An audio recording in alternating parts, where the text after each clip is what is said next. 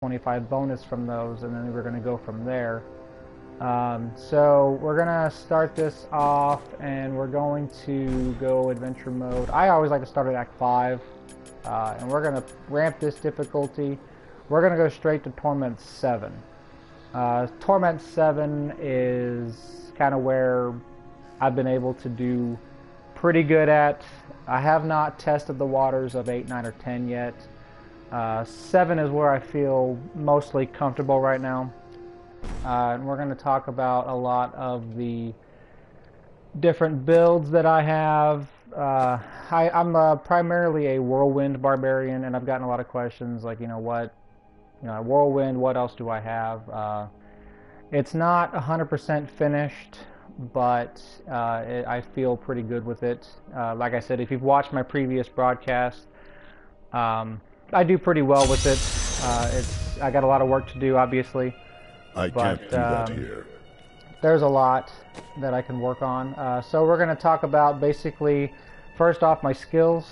I don't really use this skill a lot, Frenzy. I'm trying to find a replacement for it because the way my build is set up, the only skill I'm really using is my Whirlwind, and just keeping my buffs up.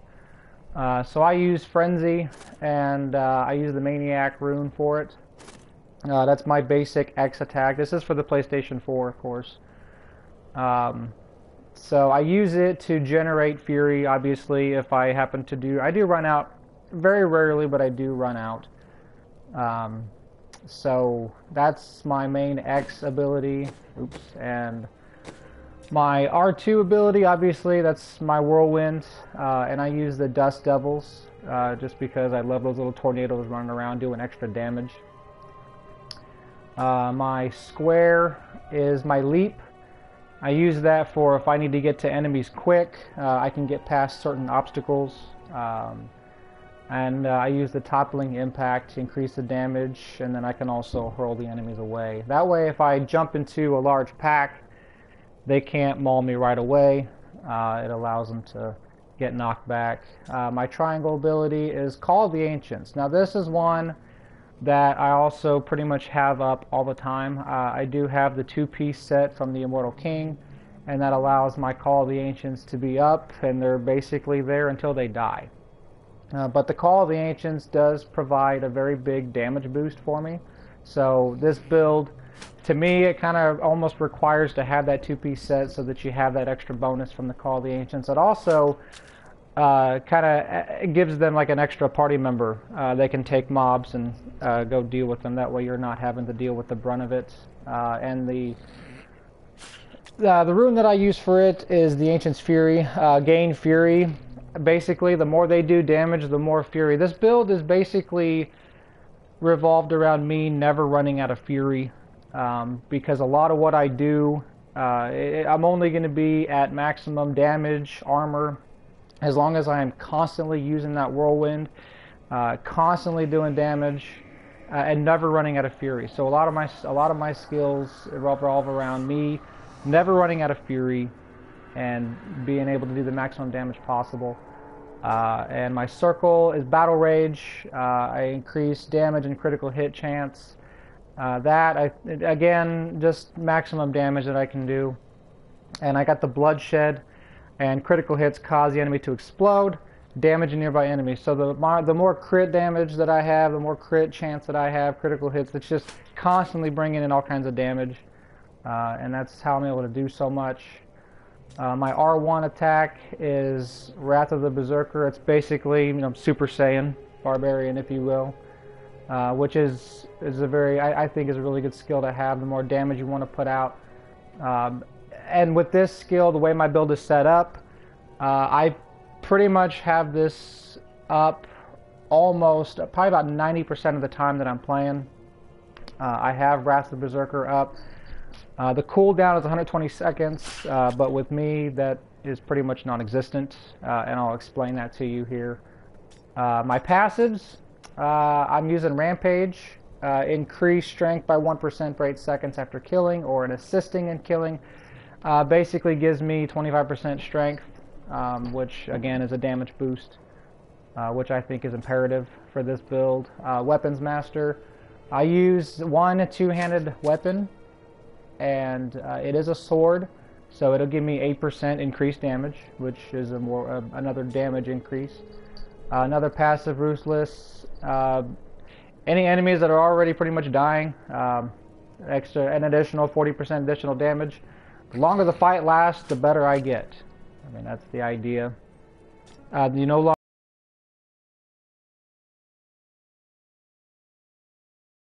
longer degenerate Fury. Instead, you generate 2 Fury every 1 second. Basically, just another thing that just says you have infinite Fury, basically. I find myself very rarely ever running out.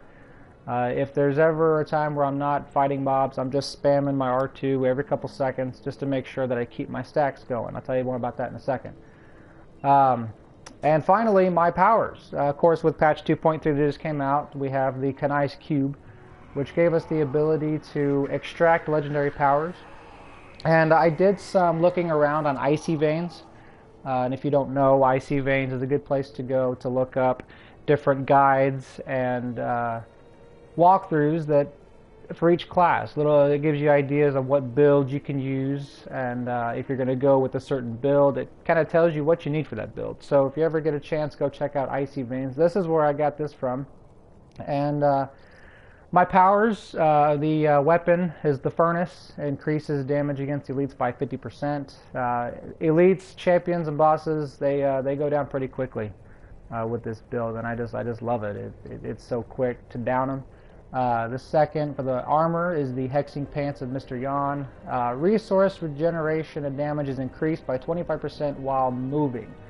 Basically, that means I can never stop moving while I'm whirlwinding, and if you played a whirlwind class, Barbarian, you know that you pretty much never do stop whirlwinding as you go. So it's imperative that you continue moving, and with the whirlwind set, it kind of works hand in hand. You know, it's obvious. And with the ring, the jewelry that I've chosen is the Obsidian Ring of the Zodiac. Reduce the remaining cooldown of one of your skills by 1 second when you hit with a resource spending attack. Now, that doesn't mean that you have to be hitting enemies. That's when I said that I spam my whirlwind if I'm not defeating it. As long as you're spending some kind of fury, you reduce the remaining cooldown of one of your skills. So, as I was talking about with my Call of the Ancients, that's the skill that the 1 second cooldown is reduced every time I use it. So as long as I'm spamming that cooldown goes from 120 to nothing in no time. So that's what I mean when I say that I pretty much have Call of the Ancients up about 90% of the time. So those are my 3 powers that I decided to extract. Did not take long for me to get them. Of course, finding the items obviously was the biggest headache, but to get those necessary items that you need to craft those recipes, I probably did about 4 or 5 different bounty sets with the bonus bounty. Of course, they changed with patch 2.3.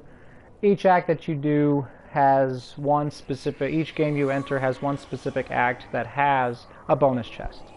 And obviously those are the ones I clear out. Once you clear one, another one pops up, so you don't have to keep changing from game to game. There's always going to be at least one act that's got a bonus. So those are the legendary powers that I've chosen to get, that I found best for this build.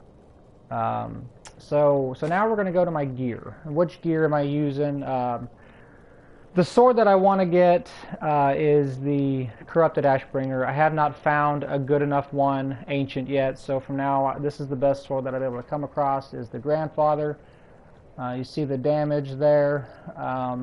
It is an ancient, 4351, 9% damage. Could not get increased attack speed on it, but you know, to me it's the best that I've got so far. The gloves that I use, the Gladiator gauntlets, I ended up finding these through the gambling system. They got pretty good stats to them, good resistance, good crit damage, good crit chance, gold rains from the sky. The shoulders, I'm starting to get more of the waist set, but just haven't found good enough pieces to replace parts of the Immortal King set that I have. I got the Pauldrons of the Wastes, 100 of resistances. My resistances are actually pretty good. They're not perfect, but they're definitely pretty good.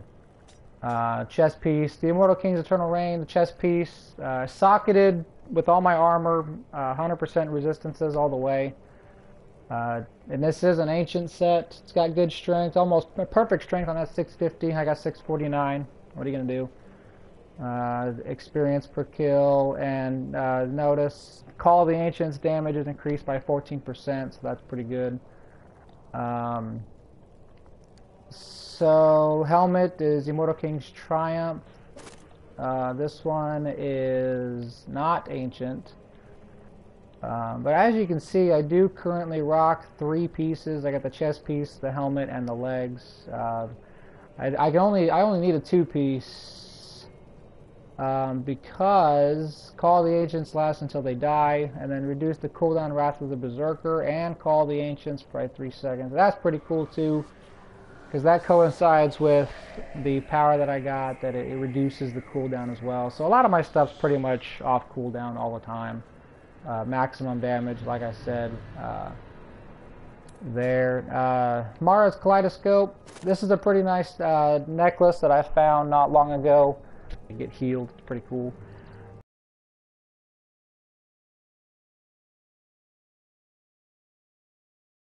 Almost got perfect crit damage. I did get perfect crit chance, and I almost got perfect strength. It did have a socket, so I was able to socket. I was able to put one of my legendary gems in it. Bracers of Destruction, Ancient, 20% physical skill damage. Again, resistances. They're pretty stacked right now. They could be better, but I'm working on it. My rings. Ring of Royal Grandeur. I find this to be imperative with almost any set that you use. It's got such a good advantage. It allows you to not have to need so many pieces. For the set bonuses, you need a minimum of 2, obviously, but the Pain Enhancer. Let's see, the other ring I've got is the Skull Grasp. I like this because, as you see there towards the bottom, increase the damage of Whirlwind by 361% weapon damage. Again, maximum damage. I pump out with all my buffs, maximum stacks. It's about 4.2-ish. I'm going to show you as we play. About 4.2 million damage, which is pretty good. The boots, Iron Toe, Mud Sputters, just an ancient set of boots that I found. Trying to get my hands on the Wastes boots, just haven't found a good enough one. 15% whirlwind damage, good strength, good vitality, good arcane resistance. You know how much the arcane resistance is needed. The movement speed on Life Missing really isn't imperative at all, because I rarely drop down to that much health. Pretty quick with my L1 abilities as well to get that potion. Oops. Legs, Immortal King's Stature. Once again, resistances all the way, good armor, perfect strength, not so much perfect vitality, but these are ancient, and I think you really, ancient's the way that you want to go. Anything that you want to find, try to get the ancient. Good poison resistance, increase the pickup radius. So that's a good set of legs there. I found this belt last week, and I like it because it's got a very, very good amount of arcane resistance. Life per fury spent. Good strength, good vitality. Again, it's ancient. I don't use weapon throw, so that's not a big advantage for me, but good strength, good vitality, good resistance, pretty well there. So that's basically the whole brunt of my gear. Now what gems did I use? What legendary gems did I use? And the 3 legendary gems that I used for my amulet is the Bane of the Stricken. And what it does is each attack you make against an enemy increases the damage it takes from your attacks by 1.07%. The longer the fight goes, it increases the damage it takes, each attack you make. So it just keeps on going, keeps on going, keeps on going. And once you hit level 25, you gain 25% increased damage against bosses and Rift Guardians. That way, if the run is a little rocky and I get to the Rift Guardian, I got an extra 25% damage that I can do against him. Just makes it a little bit easier.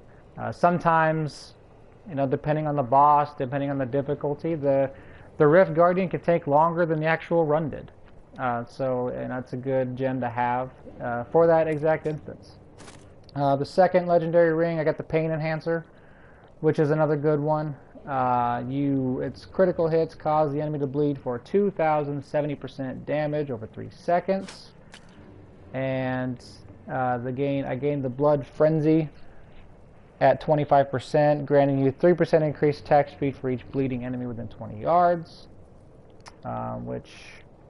The more they bleed, the faster I attack. Again, it increases that damage output. And finally, this legendary gem I think is very imperative for this build if this is what you want to do. Teguk, I think is how it's pronounced. This one is you gain 0.5% increased damage for 3 seconds after spending a primary resource. Now that's another thing about spamming that whirlwind. To keep these stacks up, you have to continuously spam it. You have to continuously spend your resource, which in our case is Fury. So it's imperative to keep regenerating Fury so that you can always have that stack up. It only lasts for 3 seconds. After 3 seconds, those stacks drop off. That's 50, mine is, I think my gem is level 30. So it stacks up to 50 times. So after 50 stacks, that's 25% increased damage. And of course, at level 25, you gain 0.5% increased armor for every stack. So once you build that 50 stacks, that's an extra 25% damage, and it's an extra 25% armor.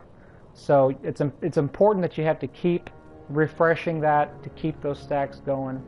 So those are the 3 legendary gems. That's my gear. Those are my skills. I am Paragon level 771.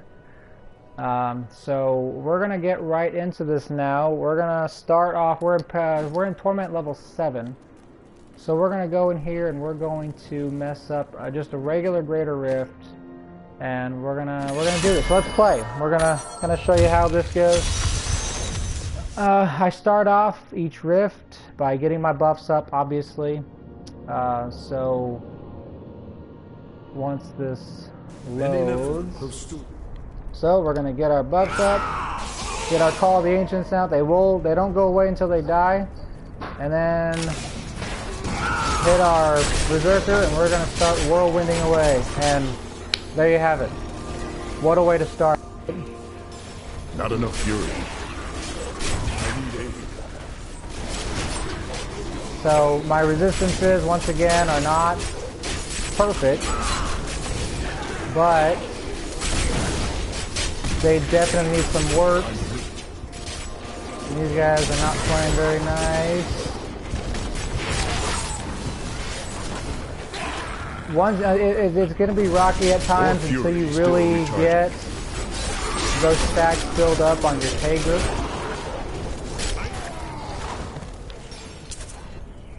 And gosh, you know, these guys, I need Fury. They're after me today. But the damage is good enough. As you see there, I just ran out of Fury. We're gonna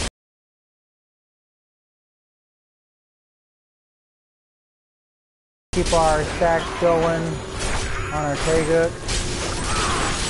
Get our buffs back up, get our Call of the Ancients back out. And now we're rolling. So if you notice, as I'm whirlwinding, my cooldown on the Super Saiyan Barbarian, it's continuously moving at such a rapid pace. There's some poison, we'll send him the poison. That'll keep it healed. So just constantly using whirlwind. We're building up those stacks, doing some pretty good damage now. Again, Super Saiyan Barbarian off cooldown. Call of the Ancients is off cooldown. Pretty much don't have to worry about cooldowns with this build. You see that our Fury is not going down at all. going to pause this for a second and show you. Right now we're pumping out just over 4 million damage, which is pretty good. It could be better, but I'm working on it. Pretty good damage output. Armor is currently sitting at 25,000, so a lot of damage reduction. You see my status effects. Rampage increases strength. Taguk increases damage. Battle Rage, Call the Ancients, Nephilim Glory, Wrath of the Berserker, Super Saiyan Barbarian. So those are all the buffs that we have currently, and it maximizes your damage output, and the 25% bonus to armor is also imperative. So just with this build, you just have to continuously whirlwind. You have to mash that R2. Keep an eye on your health. They go down pretty quick. Just keep refreshing those stacks. We're already at 37% cleared. Once you get rolling, these guys drop pretty fast. Health bar, only until I get to those mobs that do a lot of elemental damage to my health really start to drop. So just keep refreshing those stacks. Put 50 stacks on Taguk. Again, this is Torment 7. Not quite to the maximum difficulty, but I just don't feel 100% comfortable going past this until I get some better upgrades. Try to get some more ancient items. Super Saiyan Barbarian, and once you hit Super Saiyan Barbarian, these guys really just drop. They go down. They're 47%. Tearing through it right now pretty good. I like this build so much. Here we go, more elemental damage. Gonna try to let our health regenerate, go Super Saiyan, and just try to get, I really could use a lot more life on hit. I don't have very much. Watch out, and there we go. So now everything's gonna reset.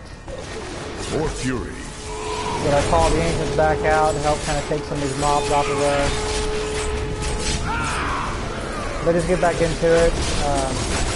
It's not so much that when you die, it's pretty much over. It doesn't take long to get your stacks back up from when you're 23, 24. It stacks pretty quick on the Taguk. You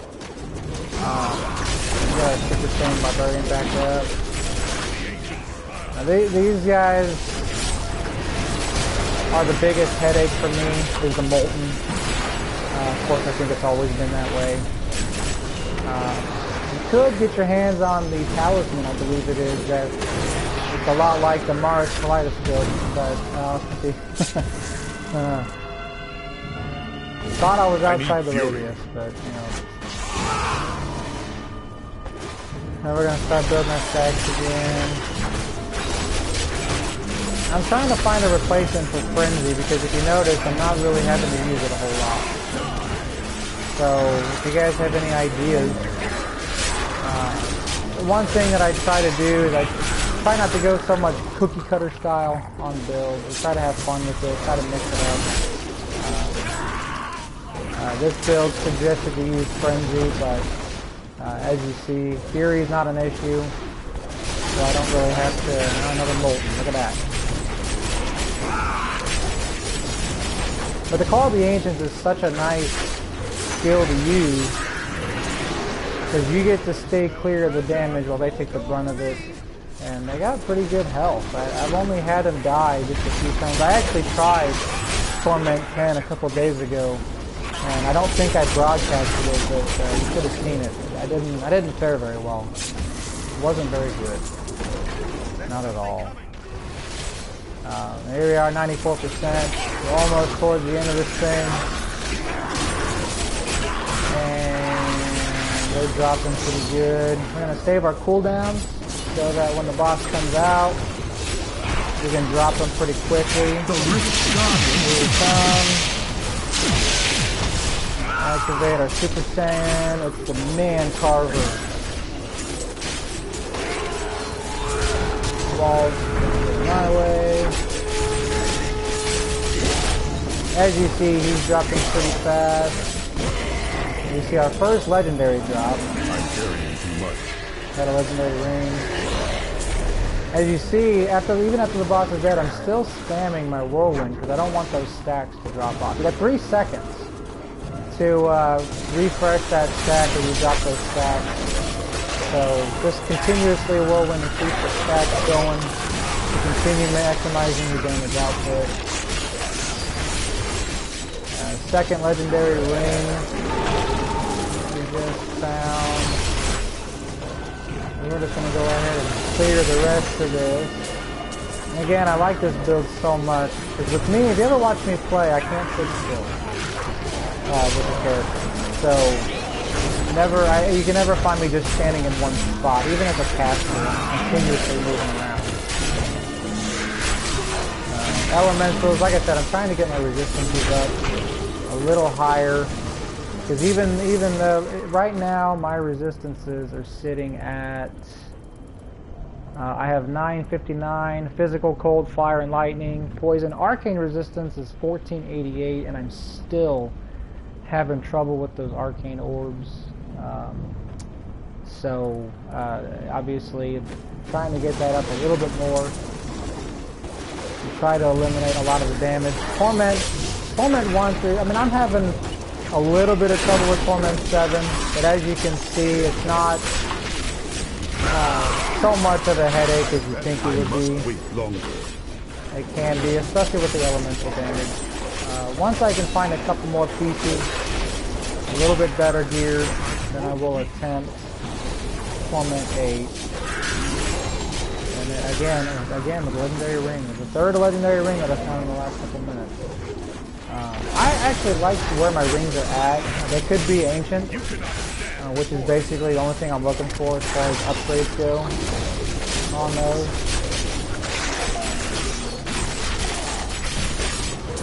Let's see how much more we have left of this. They drop pretty quick.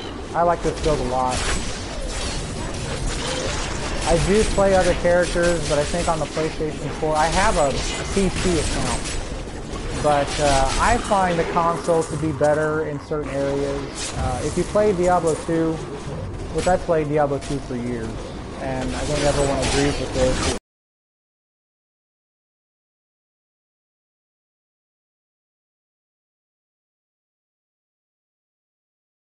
I can't wait for them to bring seasons to the console. That's going to be fun too, being able to do that. But I played Diablo 2 ladder for so many years. Being able to trade items and the race to 99 and everything else was a lot of fun. When Diablo 3 first came out, it wasn't very fun.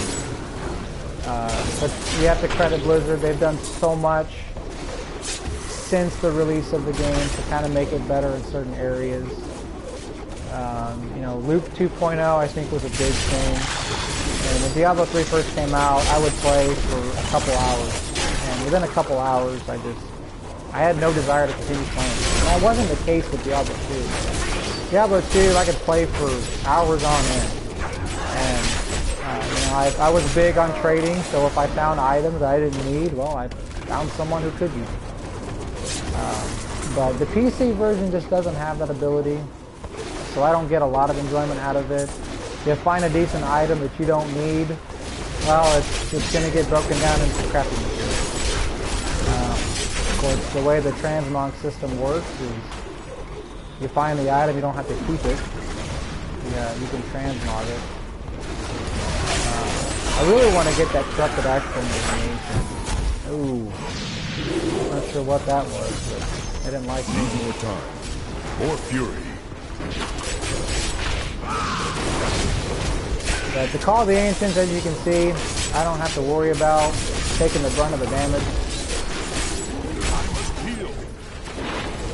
You guys are roughing me up pretty good right now. Mad because I defeated the game. And again with the Molten. I think Molten, I have the most tough time with is Molten. You know, I'm not immune to fire. I like Mara's Kaleidoscope. Reminds me of the Mara's Kaleidoscope back in Diablo 2, which I think was one of the best amulets in Diablo 2. Was Mara's Kaleidoscope. I need fury. But you see, I'm out of fury, but because I generate it, I'm able to generate enough to keep that stack going at 50. And I don't have to worry about it dropping. Just spam it just one time, keeps it up. It's imperative with this build. Again, maximum damage, 4.13 million damage, which is pretty good. And this is not a hacked character. I don't have any SO, I don't have any glitch items. I try to play legit. My first profile that I created on this, when I first bought it for the PlayStation 4, I got into a game. I was like Paragon level 7. And I'm not really big on public games. I prefer to run either with friends or run solo, but I just thought I'd try a public game to see how they went. And there was a guy that was in there, and he was Paragon level 10,000. And I just thought, man, this guy plays a lot. You know, he must not have much of a life. You know, or maybe that's what he does for a living. I don't know. That's what I'm hoping to get at myself. But I didn't think anything of it. Wait longer. And anyway, we finished a couple runs, and he dropped the weapon on the ground. And I picked up the weapon. It was intended for me. It only to use in the game.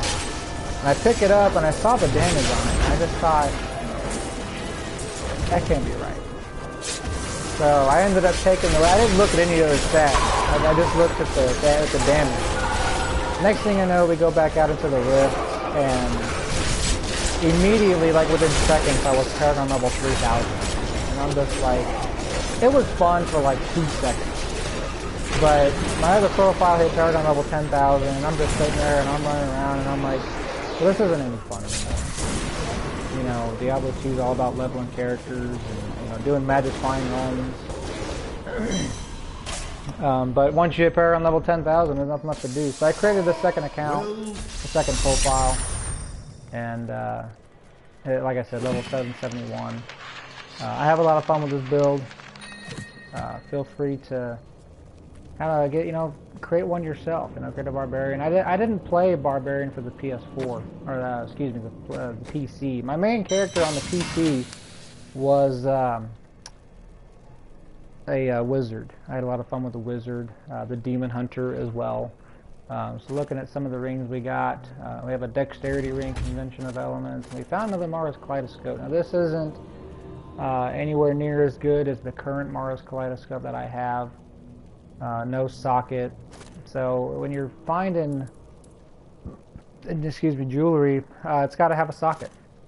Now they have not incorporated a way to add sockets to jewelry yet. I say yet because I'm hopeful that they do a lot more with this cube. I like it. So none of these are upgrades. So we're just going to trash them. Although I think I might save that Mara. I do plan on starting a Crusader sometime. So I can put that in my stash.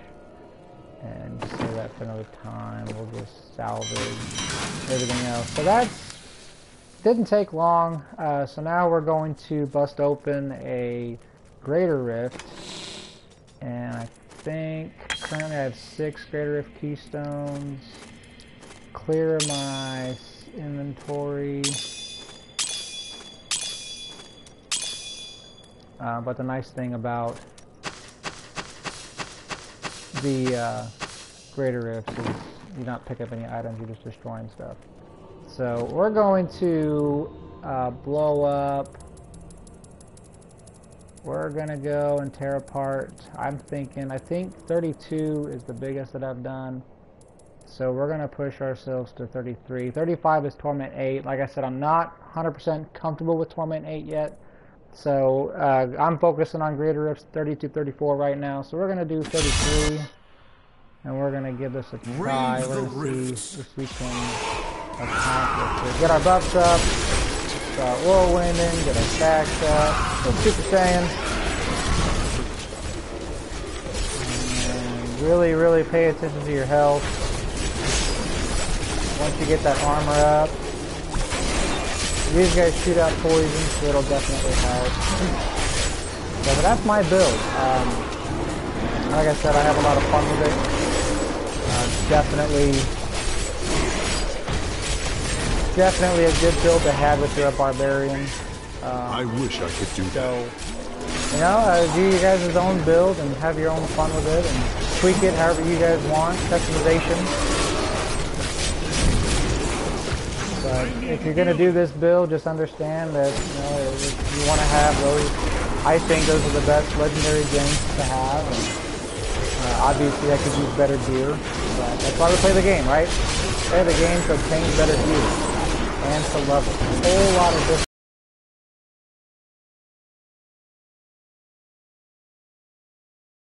with it. Of course, we have not killed any champion elite packs yet. Got the speed pylon. Now we can just parachute everybody. I like the speed pylon because as you run through enemies, they kind of jump in the air. And I like that. Just killed our first champion elite pack, and this is almost as if we didn't kill one. So that's what the 50% damage to elite does for you. Super Saiyan Goku. Now we're just gonna start tearing through them, and this is why I like this build so much. Is I'm always moving. And as long as I'm moving, I have that damage buff. Watch out for the elements. Another elite champion pack down. Watch out for the orbs. So use this build and kind of add to it. You know, like I said, I got this from Icy Vein. So, you know, customize it however you want. I'm trying to find a replacement for Frenzy, so if you guys have any ideas, you know, shoot me some ideas. What do you think would be a good replacement for Frenzy? An ability I just don't use a whole lot. Another champion pack down. We're already at 47%. Again, this is Greater Rift 33. I don't think I've done a solo Rift higher yet. Not a lot of trouble with it. Definitely fun. Okay. Oh, see the elements. They get me. I gotta repair. Back off a little bit. Start getting our stuff up and going.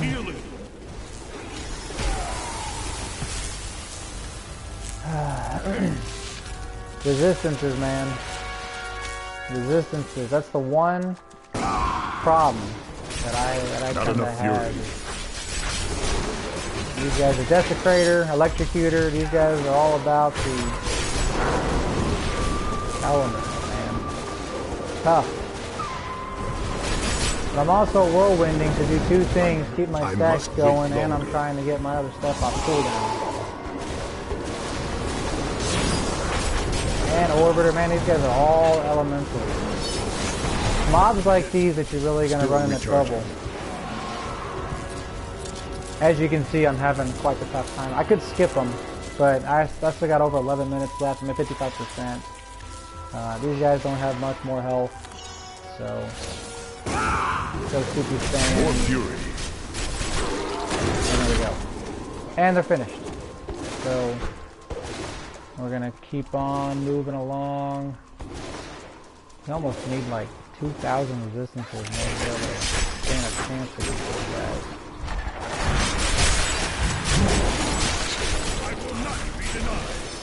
Need more time. Alright, get our call the champions back up. So, a different topic. While we're tearing through this, yesterday was the first NFL Sunday of the National Football League. Pretty exciting.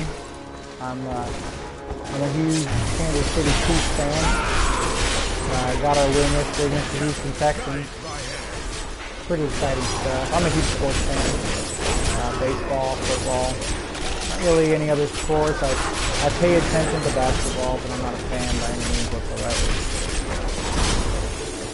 I don't think sports are what they used to be. But like I said, I'm a huge Chiefs fan. Looking pretty good this year. Obviously, the game yesterday, if you're a sports fan, if you're not a sports fan, I think you should be.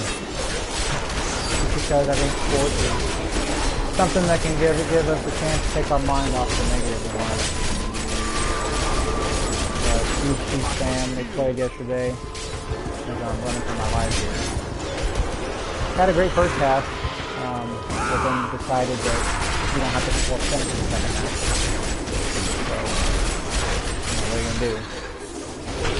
They won. That's all that matters. In sports, a win is a win, no matter how you win. An ugly win is a win. A good win is a win. Looking forward to a good season. I'm also a fan of the Packers. They took their base against Chicago. Chicago gave them quite a fight, but you can expect that with any division rivalry.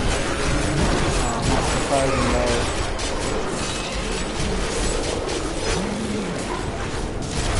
Big baseball fan as well. Huge Kansas City Royals fan. But they have not looked very good lately. I'm not going to lie. I've talked to a lot of people about it, and they think they got nothing to worry about. Well, I think you do. Ooh, I got some gear that's broken. Let me go repair. Kansas City Royals, they have not done very good. They've pretty much coasted to the lead that they have. If you're a Toronto Blue Jay fan, you gotta feel pretty confident in that team right now. That team, the playoffs are still a good 3 weeks away, so I don't believe it's any time to panic just yet. But, if there's one team out there that I do believe can go the distance, you look at Toronto Blue Jays, and they're a tough team right now, man. They're not playing around. The Royals, they're kind of letting up on the gas a little bit. They've been resting a lot of players. Their pitching staff has just really failed over the past week and a half or so.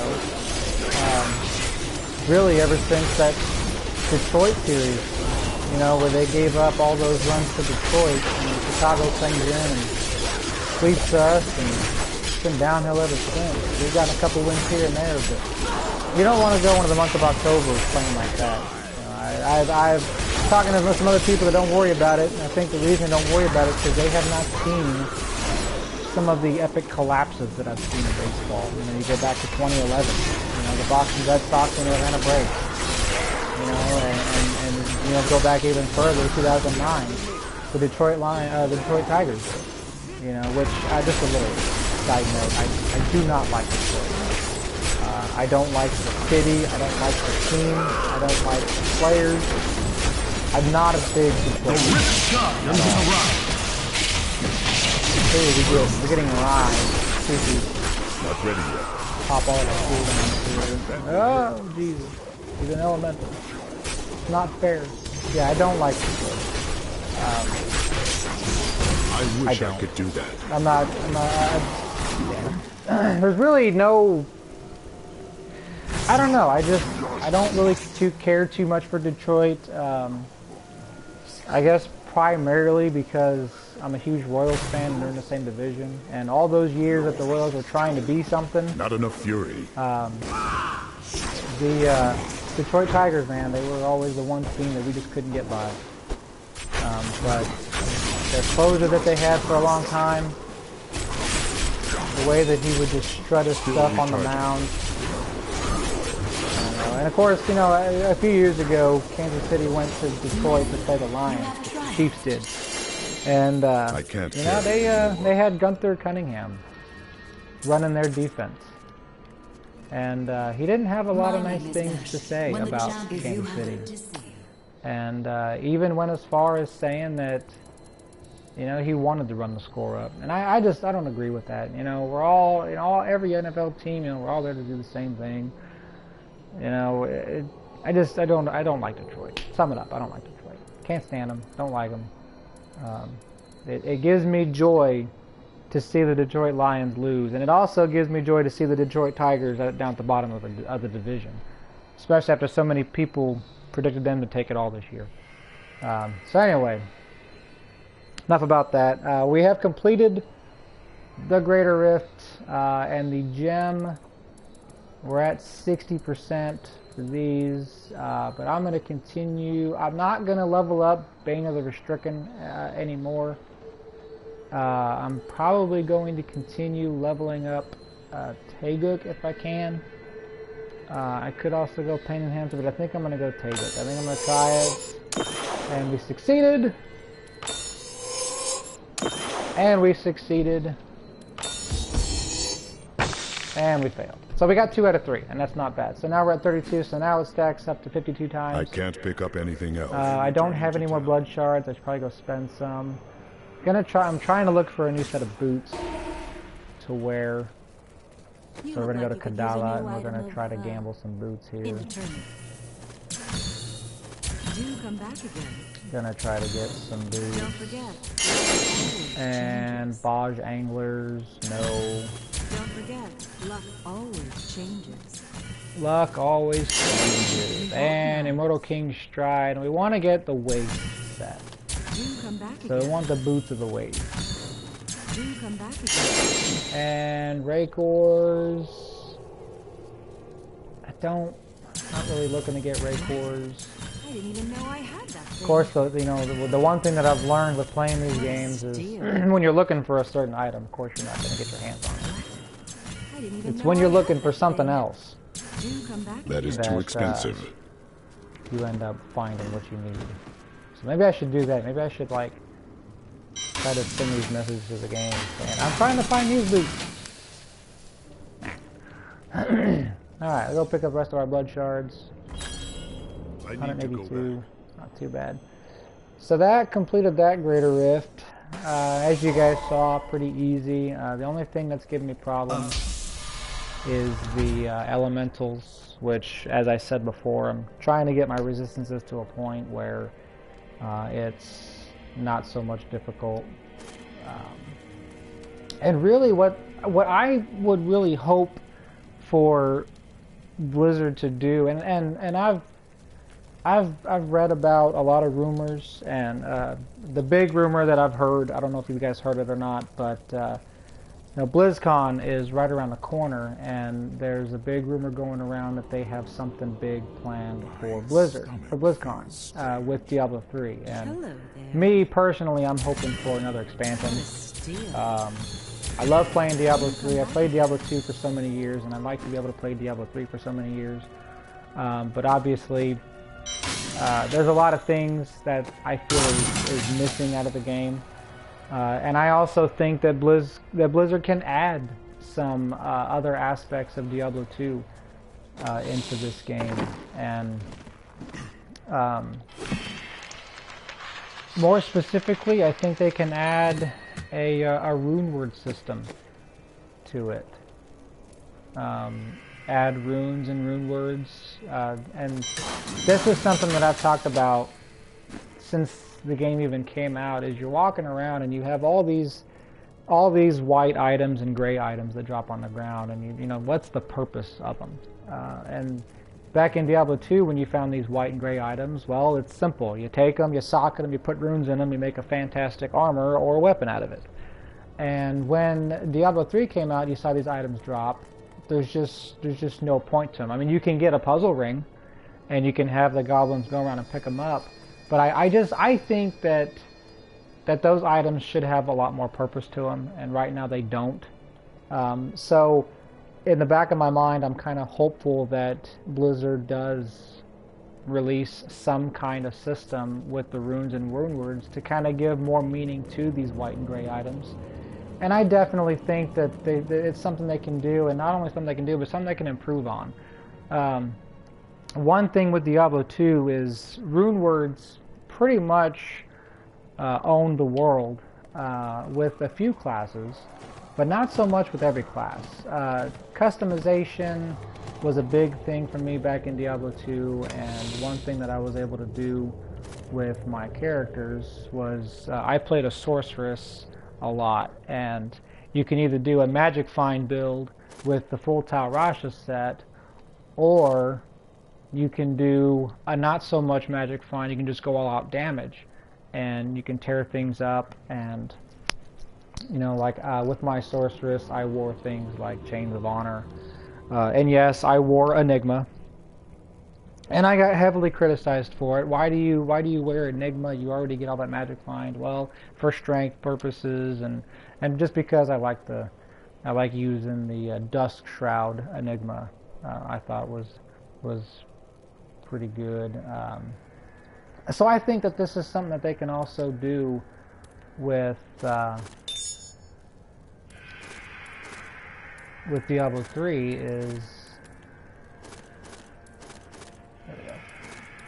They can incorporate their own rune system. It doesn't have to be the same, but I definitely think they can do something like that. You know, they can, and really balance has to be there if they do have plans to do it.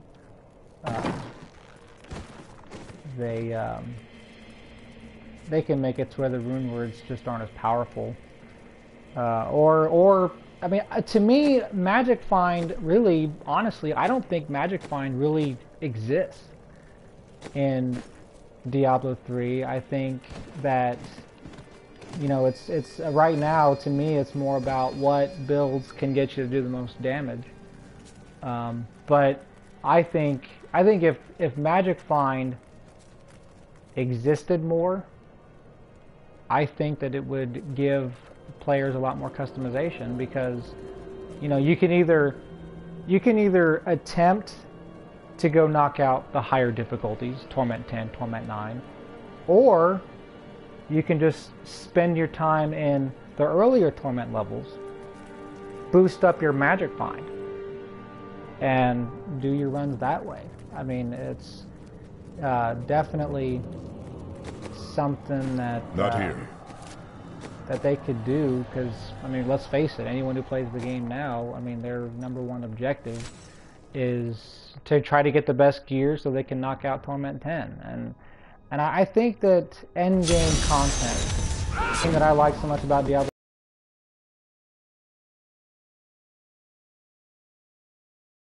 is you can just go on Magic Find runs. It doesn't matter what, I mean obviously Diablo 2 only had 3 difficulties, and if you weren't playing in Hell mode, why bother playing?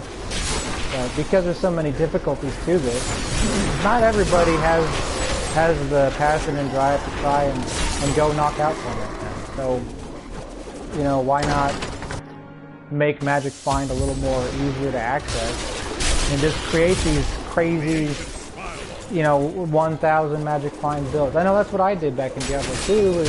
I remember running with a gold farm Barbarian, and I ran a Barbarian and just purely gold farm. I mean, a build like that doesn't exist in Diablo 2. And I know that, you know, their objective wasn't to create a Diablo 2 version 3.0. You know, they wanted to create their own game.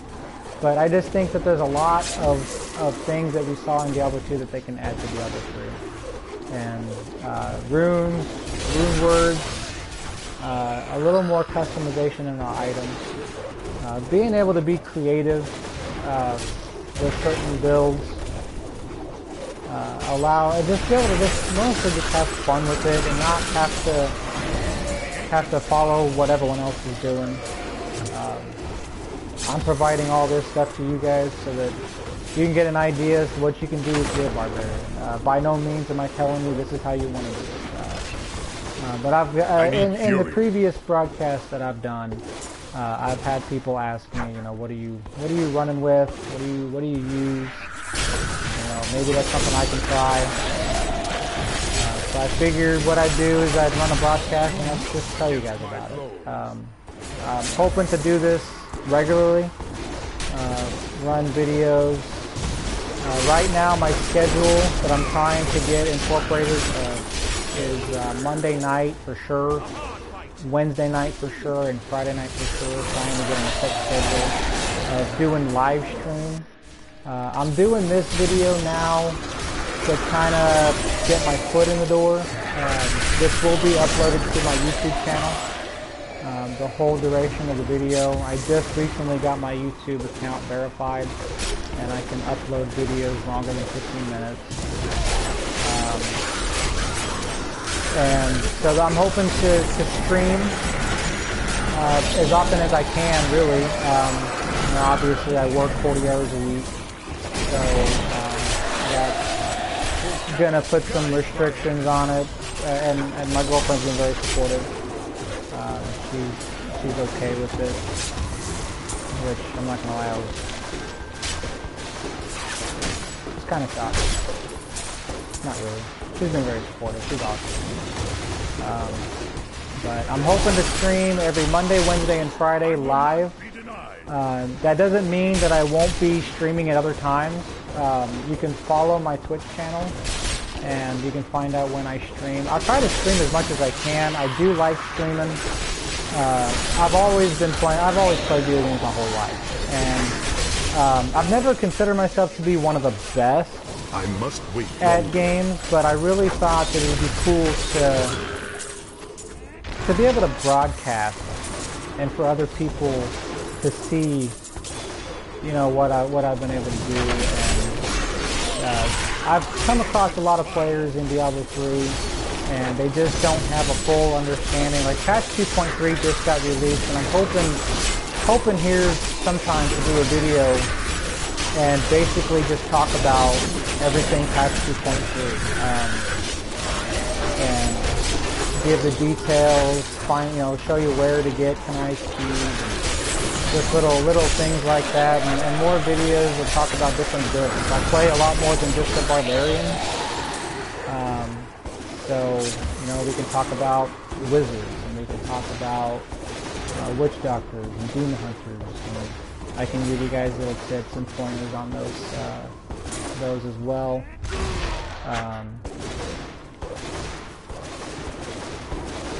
So hopefully this is something that I can keep doing.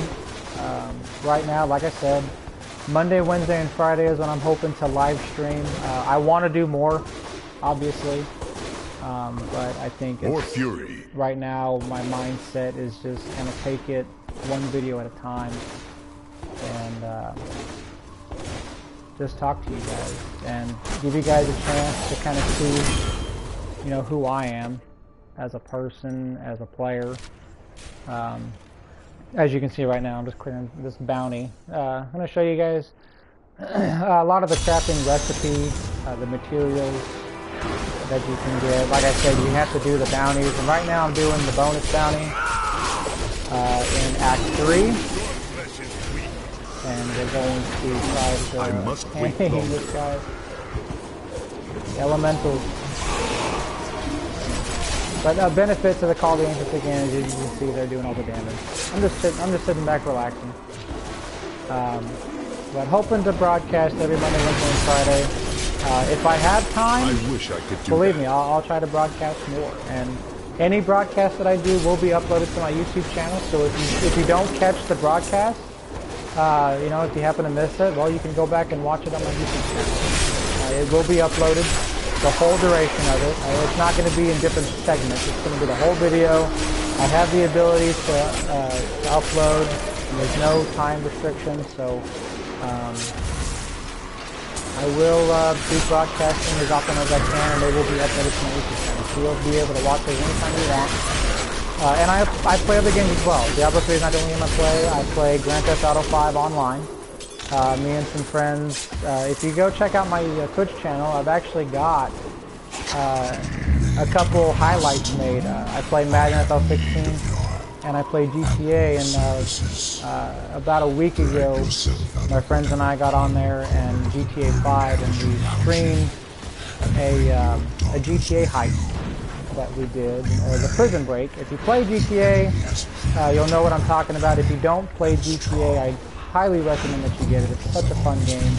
And actually, I believe tomorrow they are releasing some new content for free mode. They're going to be adding a lot of random events in the free mode. So, you know, and I like playing free mode. When I'm not playing missions or heists, you'll find me in free mode with my friends. So we're pretty excited about the stuff that they're going to be releasing. Go check it out at Rockstar Games. They have all the stuff. Like them on Facebook. I like them on Facebook. That's how I found out about it. Is they had an article that talked about it, and just from what I've read, some of the events that they're going to be adding is there's a couple new game modes that they're going to be releasing in free mode. Just random events that happen, and like you have one person is the target, and you're basically just trying to destroy that target. It's a moving target from what I've seen. They got a really cool video on it, so if you get a chance, go check it out. Like I said, if you don't play GTA, I highly recommend that you do. It's such a fun game. But if you also get a chance, go check out my previous broadcasts that I've done. And I have, under my highlights section, I've got a successful heist run that we did. It took us a few tries. We tend to have a lot of fun with it. So we're not your hardcore, the only thing that matters is the game type of people. We play the games to have fun. So you know, we definitely do try to have fun. So go check it out. It's about a 15-minute long video. That was before I was able to broadcast, upload full videos. So parts of it are cut out. Like I cut out the end of it. But if you've played it, once you get past the end of the heist, you basically know where it ends. So I try not to leave out so much. I'm trying to broadcast really good quality. I've checked out the videos and the quality's okay. Like I think right now, I'm broadcasting in the best quality. And the next step above that is best HD. But one thing I don't want to do is I don't want people who may not have the best internet connection. Like I'm not going to lie, I don't have the best internet connection because the place I live now does not offer the best internet connection. So I'm hoping that sometime down the road that they are able to allow us to have better internet. But I don't want people who don't have the best connection to be able to miss out. I hear it treasure goblin. I hear it treasure goblin. I know you heard it too. There he is. Oh, there he is. He's teleported. Open the vault. No. That's one thing I like about the console version 2 is the gifts. If you have people on your friends list and you're playing around, you can find a gift for them, and I think that's a neat little addition that they did. My friends, whenever they're not online, they'll hop online and they'll have like 10 gifts from me because when I'm not working, I try to play games as much as I can. Like I said, I love playing games, and the whole point of me doing this... I still have a spot. Oh, this is an easy one. Deliver the spy glass. Need more time. I love playing games. I've played games my whole life, and the whole reason I'm doing this is so I can kind of show you guys and give you guys pointers and talk to you about it. So I'm really enjoying it. I'm going to continue to do it. This is not going to be a one-and-done thing. I will try as much as I can. My work schedule right now is I don't work evenings a lot. So every Monday, Wednesday, and Friday you can find me live stream. And if you follow me on Twitch, you can see when I live stream, whenever I live stream. I will live stream as much as I can. Yes. I see. Look out! Crazy Climber. Just now got that achievement. Probably didn't do it a whole lot. So yeah, I'm hoping to live stream GTA and live stream my NFL Madden games. I played Madden NFL 16, and Not enough fury.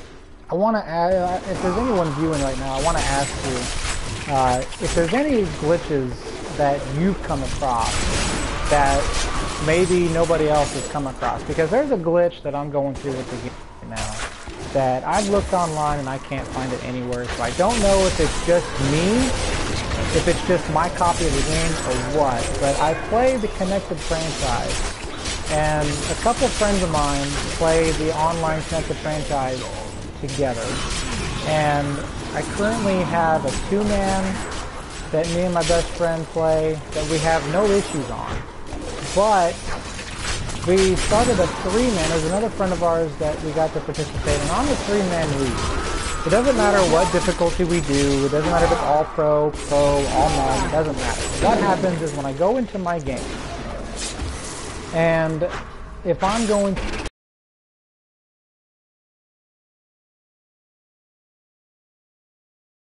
if you haven't, need to get it. It's a great game as well. But unfortunately, they do have some glitches with it, but hopefully they get those cleared up. There's no coin toss anymore. You just go right to the game, and whoever kicks off, and whoever receives, receives. But when it sets up and I'm able to receive the kickoff, what happens is you'll notice that when Jim Nance and Phil Simms get on there, Jim Nance will say, and I play as the Buccaneers, and the most recent game that I played was against the Saints in week 2, and it showed me receiving the kickoff, but the player that was standing in the end zone was a Saints player. And at the bottom of the screen, it shows the portrait of the player receiving the opening kickoff, and it'll show a little stats. So what it shows is it shows the default player portrait, which is basically a black shadow, and it shows a Chicago Bears team symbol next to the player. So, and then what happens is the Saints will kick off, and on the kickoff it shows a flag. And I'll return the kickoff. It is actually my player returning the kickoff, not the no-name Chicago player. But after I do the return, doesn't matter what I do, the referees will call offsides on me, and it will give them the ball to start the game. Which I know that that's not the way it's supposed to be, because if there's an offside on the defense, receiving the kickoff, you just move the ball 5 yards and reach it. So I know that it's not right with that. So if you're having the same glitch, let me know. I don't know if it's just my copy or if it's something with the game itself. This guy is kicking my butt right now. But when I try to sim it, it gives me an error and basically crashes the game. So I kind of feel like that because I haven't really read about it, I kind of feel like that it might be just my copy of the game. I'm going to finish my life here and get my other stuff off cooldown. I kind of feel like it might be my copy of the game. Guy doesn't like me. Sorry, on my throat. Excuse me. So my friend told me to contact EA to find out. Maybe they know what the deal is.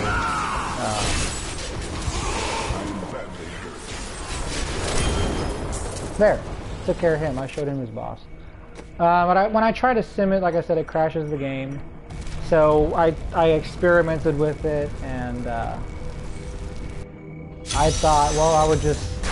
I actually...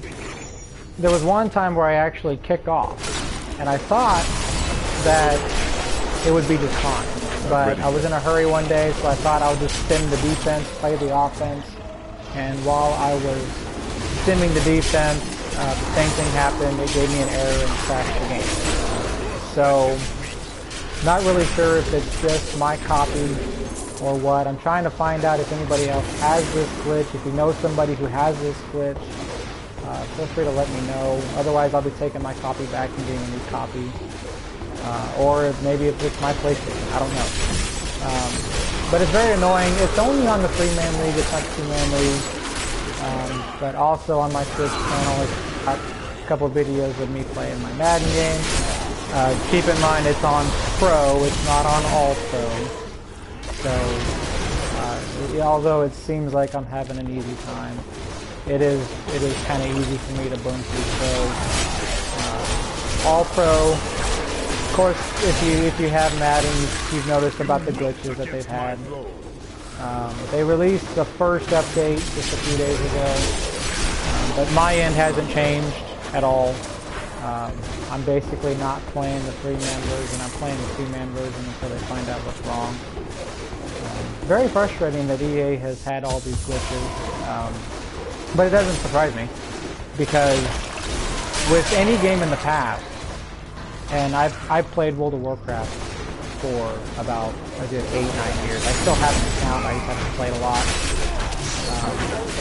If the interest is good enough, is high enough, then I might stream my play World of Warcraft too. Haven't fully decided on it yet. But with World of Warcraft, when World of Warcraft first came out, the game was extremely difficult. Not a lot of people had subscriptions. But over time, if you played World of Warcraft, you know what I'm talking about. Over time, the game kind of got a little bit ridiculous on the easy side, and they wanted to cater to more of the casual people, which I'm a casual person, I'm not going to lie. The most raiding that I did in World of Warcraft was back in Wrath of the Lich King, which is by far my favorite expansion because I believe it was the last expansion prior to them really fully catering to the casuals. Looking for Raid had its ups and downs. Me only able to play as often as I could. I found myself in Looking for Raid a lot. When I played Wrath of the Lich King, I was raiding every night, 7 nights a week, from 8 a.m. to 3 a.m. Or excuse me, 8 p.m.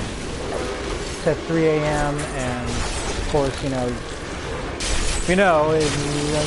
get home from work, you shower, you get your food, you get your pizza, you get your pop, and you sit at the computer all night. Wake up the next morning and you got 5 minutes for you gotta be at work.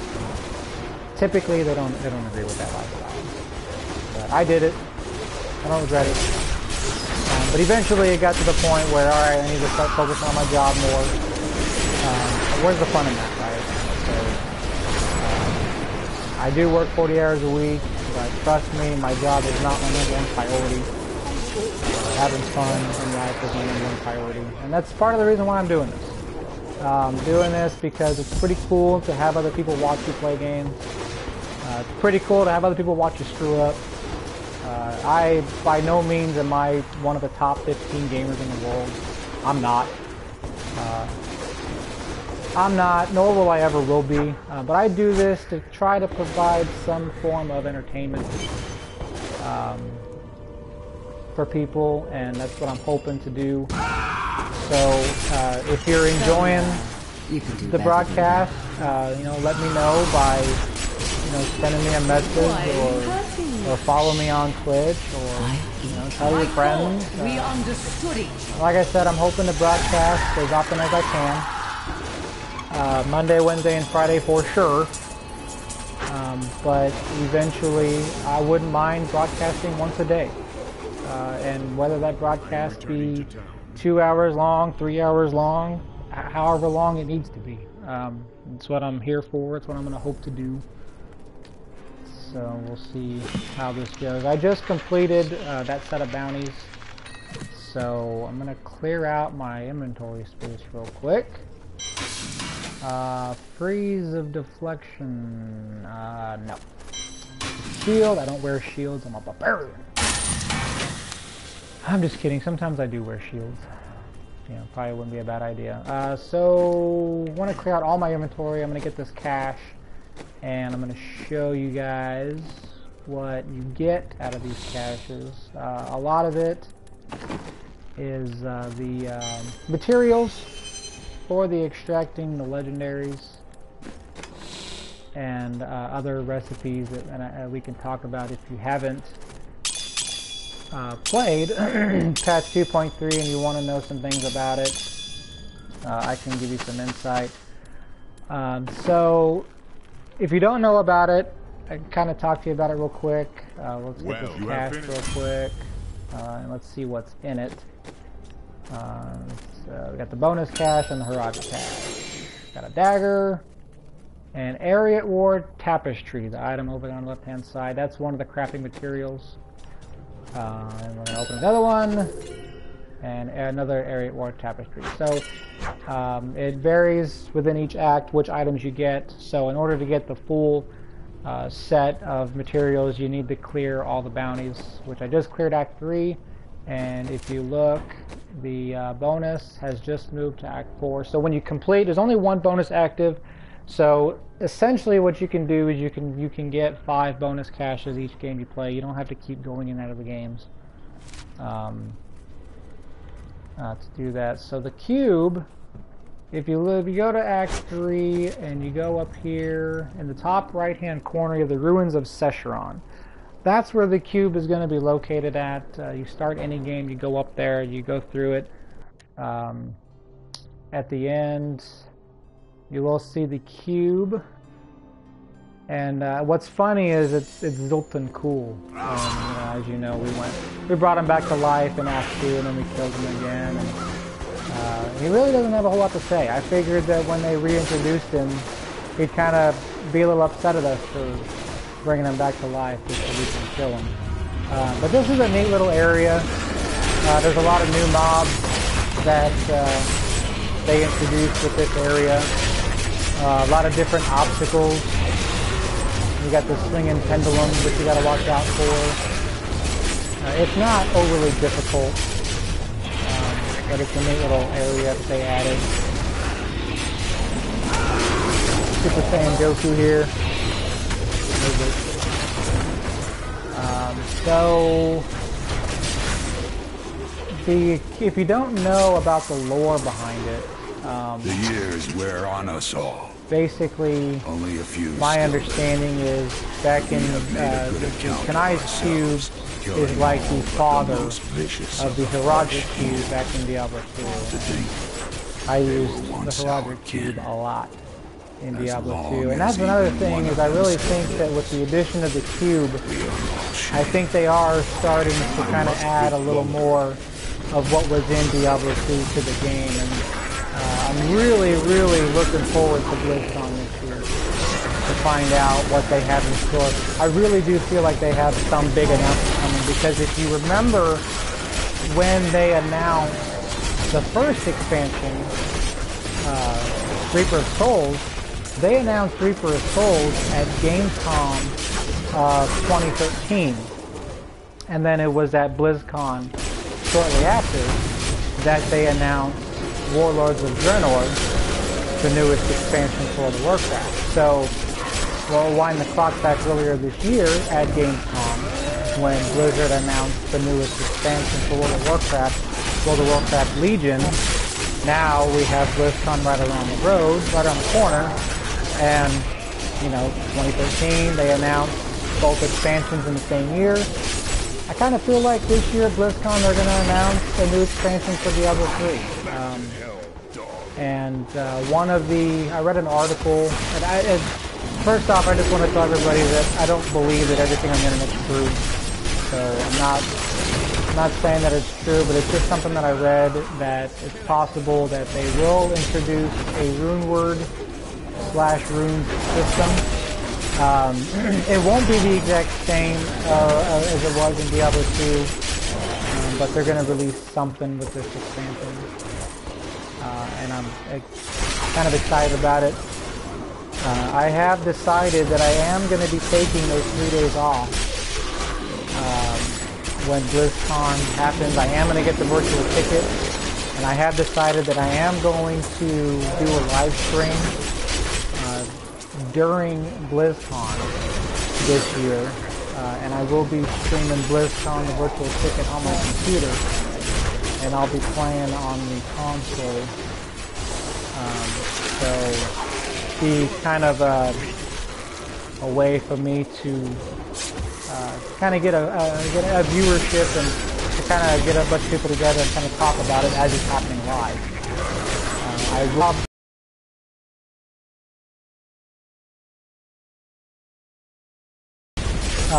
has a history of not giving me days off that I request. So I'm not gonna hold my breath, but I'm gonna hope. I'm not gonna buy the virtual ticket until I know for sure I have those days off, because I'll be pretty upset if I spend the money on the virtual ticket and then find out that I have to work. So I'm gonna try to get those days off, and I'm gonna do a live stream during BlizzCon, and we'll talk about BlizzCon.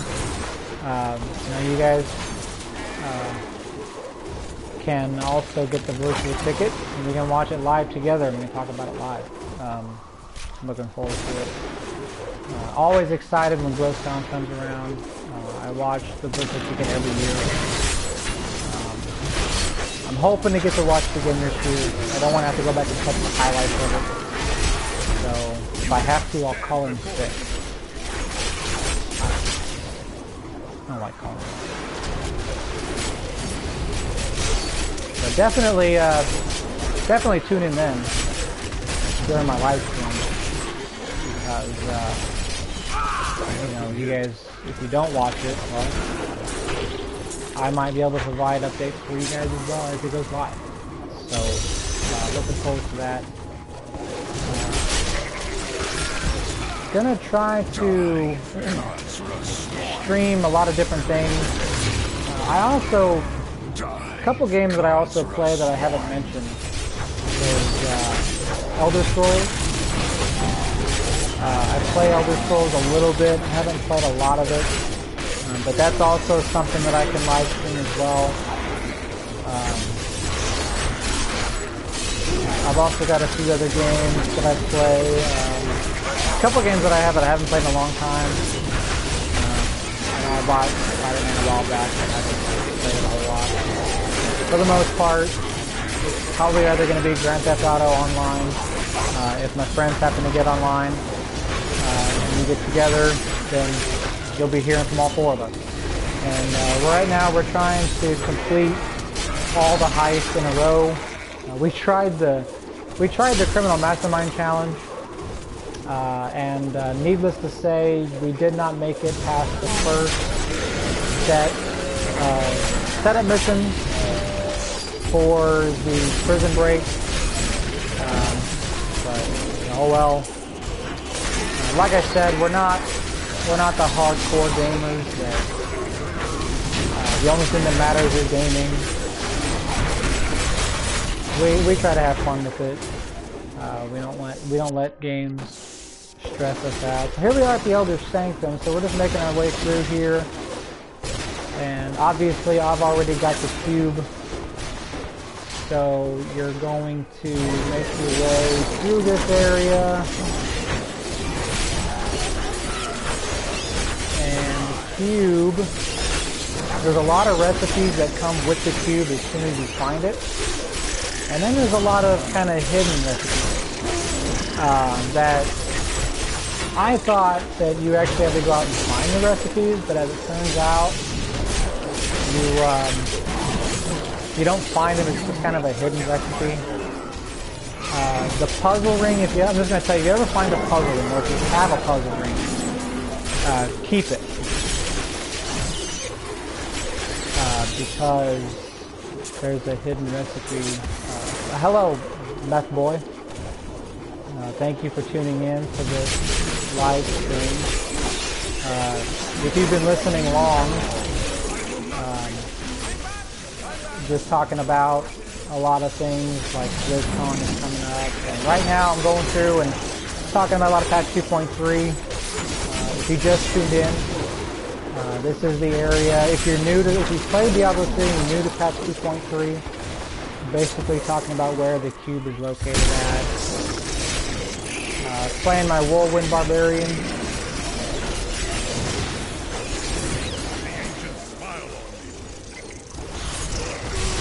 Trying to find out where this cube is located at. I think it varies on location. But if you have played patch 2.3, tell me, Meth Boy, what are some of your favorite things about patch 2.3 so far? What do you like? What do you dislike? What do you want to see change? What do you hate? What do you love? Have you played patch 2.3 yet?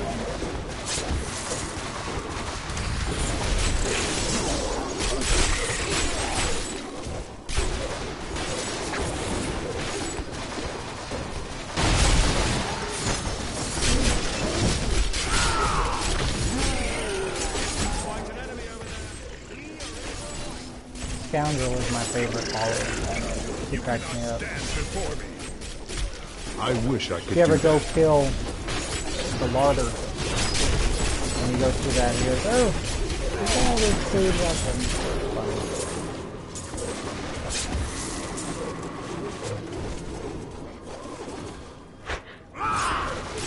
My favorite thing about patch 2.3 is the cube. The fact. Here we go. So this is where the cube is located at. Obviously I've already got it, but you come up here and you access the cube. Go back to town. The cube is not something that's going to be in your inventory. It's going to be over here where Zoltan Kul is. Like I said, it's just funny because Zoltan Kul, we killed him. But the different recipes that you have, The one that people are probably going to use the most.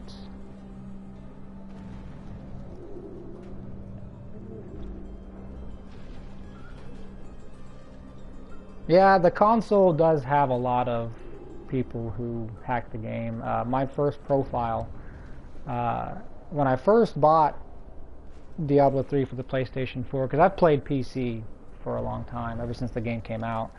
But when I first got on the console version, this is actually my second profile, because my first profile, I got into a public game. I don't typically play public games, but I just thought I'd give it a try to see what it was like.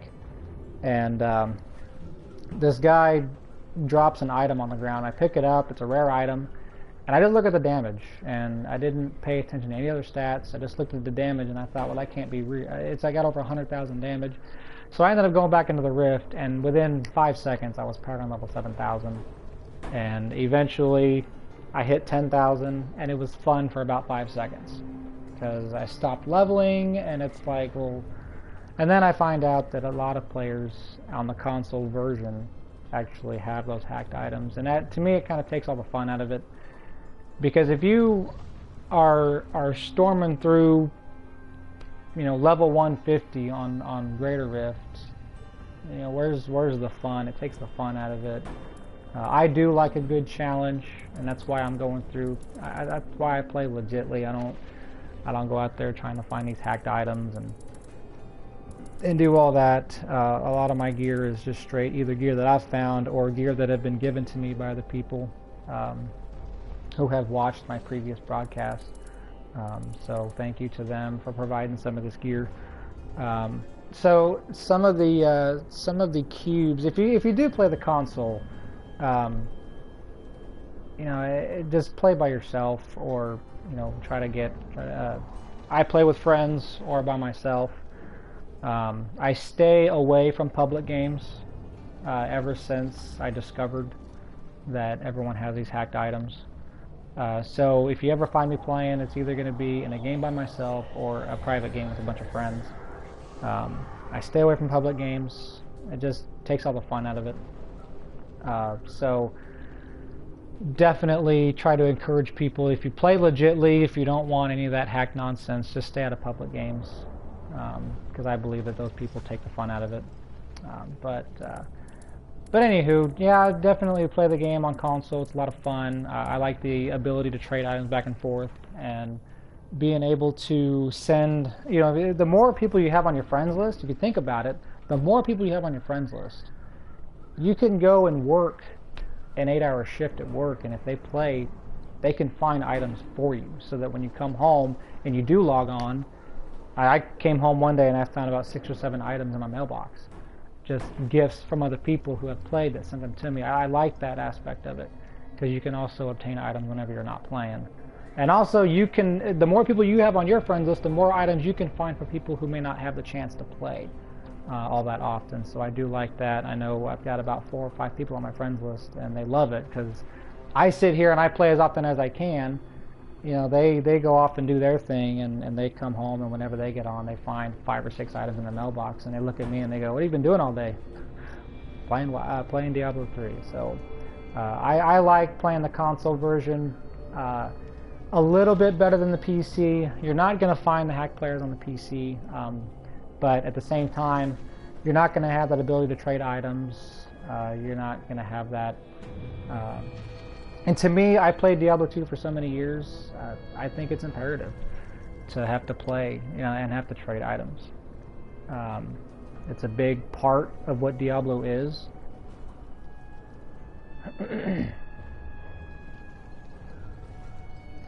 Yeah, that's unfortunately not everybody is able to play. But what I've been doing is I have friends on my friends list that stopped playing a long time ago, and what I started doing was I just started talking to them and saying, "Hey, you got to get back into it, man. It's patch 2.3 I think is huge. I love the cube, the many different things you can do with it. Kind of gives you an extra goal. Extracting the legendary powers, I think this first recipe here I think is really cool. The legendary, basically you can have a legendary weapon without actually having a legendary weapon. And there's a lot of weapons out there that have a really awesome powers to them, but they may not be the best option as far as, you know, maybe doing the best damage. So the furnace is a great example because that's the power that I actually use. You look here, there's two different tabs here that you can look at. These are the powers that I actually have. Increased damage against elites by 50%. There are other weapons that have good powers, but to me, being able to knock out those champions and elite packs, you know, is imperative to getting through those greater rifts at a quick pace. So, as you know, with the cube, you can have one weapon power, one armor power, and one jewelry power. So that's the extract legendary power. Kandarin Rune, Caldium Nightshade, Area Ore. All these items you can find by completing those bounties and getting those items through the bonus caches and the regular caches. So very first thing you want to do obviously is get the cube. Second thing you want to do is you want to go out and you want to get these materials, stockpile them, and then once you've done that, go out and find the items that you want to find. I said earlier, go check out Icy Veins. They have a lot of builds and a lot of guides that you can look at for whichever class that you happen to play. I'm still tweaking it just a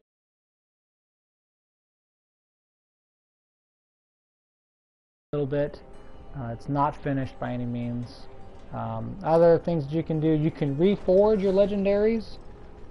Obviously it takes a lot more materials, but if you have a legendary and you just want to re-roll the entire thing, it's you know, you find like I have a corrupted Ashbringer in my stash, and it's not ancient. I've thought about re-rolling it. There is a chance that you can roll an ancient, but at the same time, if you have an ancient and you re-roll it, you have a chance to roll non-ancient. So definitely use caution when you're re-rolling items. It re-rolls it's basically as if you found a brand new item. So if you have an item that's close to perfect but not quite there and you want to re-roll it, understand that you could go from having a near perfect to a near not so perfect. Upgrade rare items. I haven't tried that one yet, but apparently what you can do is you can take a rare item and you can upgrade it into a legendary. So I have not played with that yet. Matter of fact, I think I may try it out now just to show you. I think I have a bunch of materials here.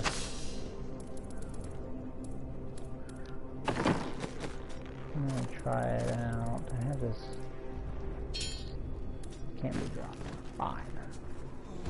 So we're gonna test this out right now if I have the materials for it. So we're gonna upgrade a rare item. So I have the materials necessary for these items: 50 crystals, 25 death's breaths, 50 reusable parts, and 50 arcane dust. So we're gonna we'll upgrade.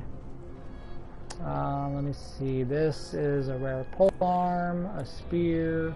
Not the best items. There's a belt and a spear, bracelet. So let's do the belt. So we're going to transmute it, and it's going to give us Thunder God's Vigor. So basically, it doesn't matter what belt, from what it looks like, it doesn't matter what belt you have. It can give you basically any item, any legendary. We'll try, let's see, I think spear. We'll try that, let's see what that gives us. And as I expected, the 300 spear.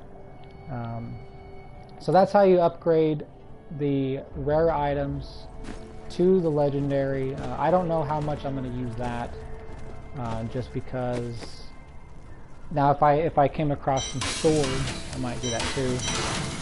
As I said earlier, I'm trying to get an ancient of the corrupted Ashbringer. The other recipes: convert set item. The resulting item cannot be ancient. So that probably means I'm probably not going to use it a whole lot. If you have a let's, for my example, my character, I've already got Immortal King's helmet. If I were to find another Immortal King's helmet, I can use this recipe, the convert set item, and it will convert it into another set item of the same set. So if I needed to get a set of the Immortal King's boots and I found a helmet, I can take a chance and I can transmute that helmet and I can take a chance and roll it into another set item and hopefully get. But the thing is, it says you can't be ancient, so probably won't use that because obviously ancient is the way you want to go. You can remove the level requirement of an item. Now this one would take some time to get because you need the legendary gem of ease. It needs to be level 25, and any equipable item, and you basically remove the item level. You can wear, what that means is my grandfather, it said level 70, I can basically wear that at level 1 with that gem of ease. I don't have a level 25 gem of ease.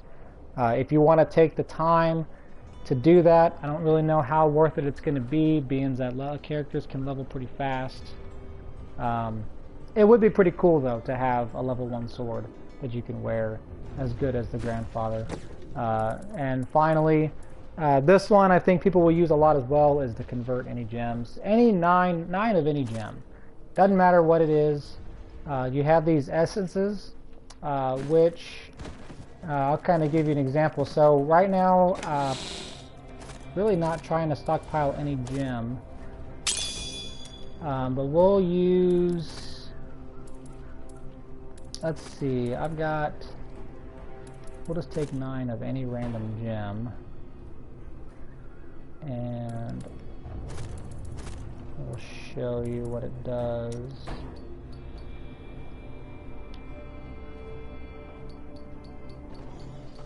So we got 9 Imperial Topazes. So then what you want to do is you want to go to Act 2, and you want to go to Squirt. And Squirt now has... From Tristram. My family came from there. That place has had some very bad luck, hasn't it? These essences available. It's the essence of amethyst, essence of diamond. Now what you want to purchase is whatever you're wanting to convert these gems into. So we'll say that I want to do essence of diamond, but I think I've already got some. I went and bought a whole bunch. I got 45 essence of diamond. So then what you're going to do is you're going to go back to the cube, which is one right over here. Going to go to convert gems, and I have 9 Imperial Topazes, and I have 1 essence of the essence. So now it's ready to transmute. Those 9 Imperial Topazes then become 9 Imperial Diamonds. Very simple. The essences, if you saw, they do cost 500,000 per. Quite a bit, but if you're trying to stockpile the same gem, very quickly I was able to get on my gear the maximum diamonds to max out my resistances. I was able to do that through transmuting the gems that way. And finally, the last recipe is the convert crafting materials.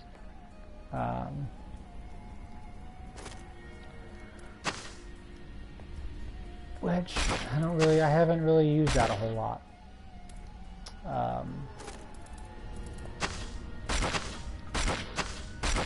Can't do anything with it. There's at least one secret recipe that's not listed on there. If you have a puzzle ring, take that puzzle ring and go to the cube, and it'll say question mark at the top, and you transmute it, and what it does is it opens up a portal to the vault. And of course, if you know the vault, when you kill a treasure goblin, there's a chance that he can open a portal to the vault. The thing is with this vault though, is it's not going to have as much gold in it as a typical vault, but it will provide a decent amount. So right now, I'll tell you, if you have any puzzle rings, doesn't matter what level they are, doesn't matter if it's level 1, if you find one level 5, level 70, it doesn't matter. Stockpile those things, because that's how I was able to get a lot of the gold that I have. I had about probably 10 or 12 different puzzle rings available, and that's when I was able to stockpile a lot of this gold. Is over and over and over again. I just kept opening the portal to the vault, kill the final boss. Not really sure exactly how much gold each gave off the top of my head. I just kept doing it, and I was able to get as much gold as I have. So that's the cube. The thing that with the extracting legendary power, once you get the item that you want, you're really not going to have any other reason to use it. Like I have, these 3 powers are pretty much what I'm going to have throughout the entire game I play. If I decided that I wanted to have a little fun and maybe tweak something else, once you extract the legendary power, it becomes in your list here. You can trade back and forth. You only have to extract the item once. You don't have to go and, like if I decide I want to go and get this Wall of Man, I don't have to go and find another furnace and extract the power again. Once you extract it once, it becomes yours forever. You can just switch back and forth between them. Like I said, I stick with these. Especially with this build. If I decide I want to do a different build, then I might look at something else. Another thing is, you know, I use the Obsidian Ring of the Zodiac. Now, what's interesting is you have the Mars Kaleidoscope. You can extract that power and it prevent all poison damage taken. So if you have an amulet that is really, see, if I were to find an amulet that was better than Mara's Kaleidoscope, then I can if I wanted to keep that power, then I can extract the power from it and basically immune to poison damage no matter what I wear. Really, probably what I would do if I decided to go a different route as opposed to the Obsidian Ring of the Zodiac is I would get that amulet that would enable you to be immune to fire damage. Let's see if I can find it here. No. There's Julia's cameo. There's the arcane damage. If you don't like arcane, that's one. I think it's called the Talisman.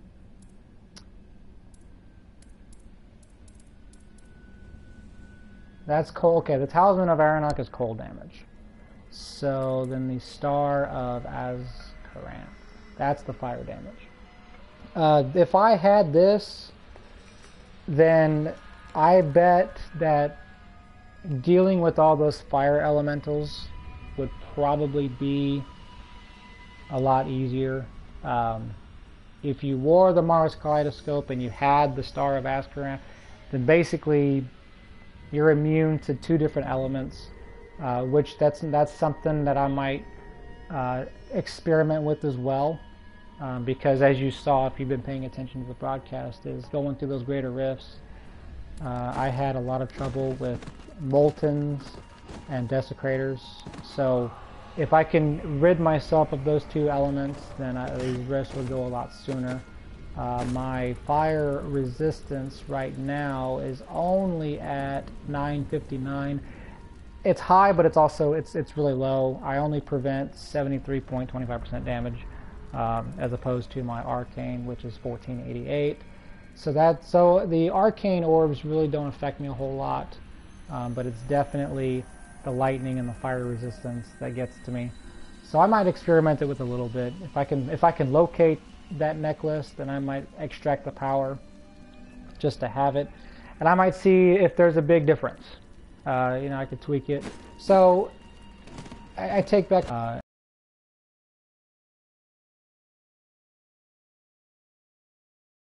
And the more I think about it, that's probably what I may end up doing, because the elemental damage really annoys the heck out of me. As far as the weapon goes, as I've said, I really like the Corrupted Ashbringer, but unfortunately it's just not... Let me clear out my space here. There we go. It's just not good enough damage-wise. if I can come across a ancient version.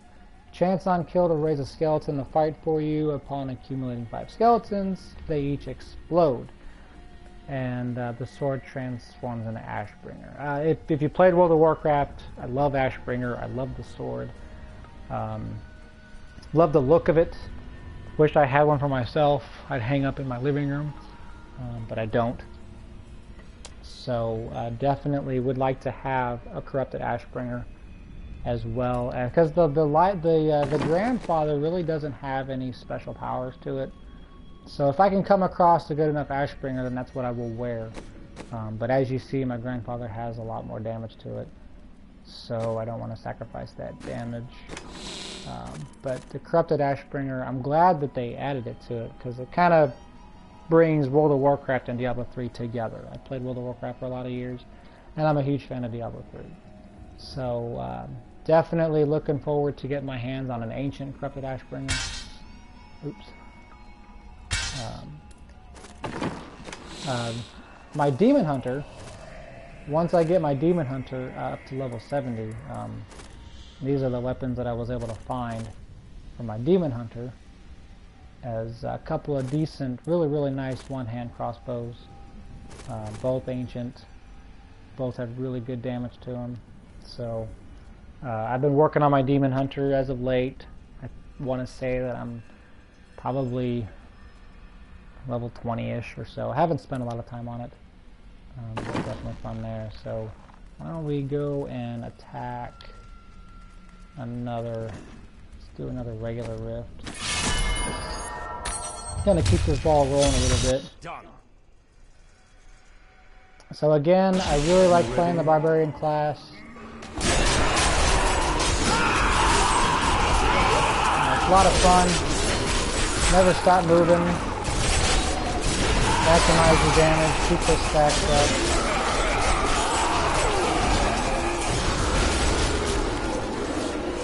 But if I can come across that necklace that prevents fire damage, then I will definitely experiment with it to see. I just don't want I don't want to sacrifice a lot of damage. I like the amount of damage that I'm doing.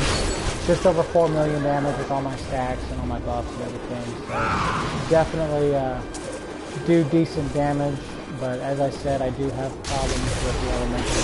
So it might be worth it. It might be worth it to sacrifice that damage. Only thing I can do is try to hope for that necklace to drop, and then experiment with it to see if that does it. That might do nothing for me. The damage might not be good enough, but it might push me into that next level of torment.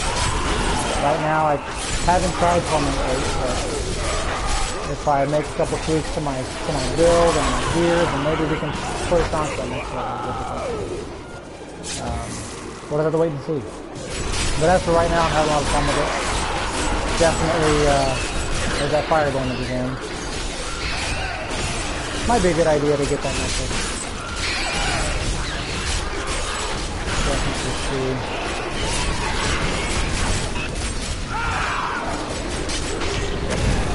And as I walk right into, of course, that's not going to save me at all. So letting our fury build back up. But as I said, I like the console version a lot better than the PC version. Not to take anything away from the PC version, I still have a lot of fun with it. But I just don't think I have as much fun that I do on the console version. Being able to trade items to me is a big part of Diablo, and when they made everything soulbound, and of course the auction house wasn't a good idea to begin with. I didn't agree with it. I know there are people out there that probably made a lot of money off the auction house, but I just didn't agree with it. I don't agree with everything being soulbound. Maybe sometime down the road they change it. They make it to where the items are tradable. And then I might find myself getting back into the PC version. But for now, I'm having a lot of fun with the console.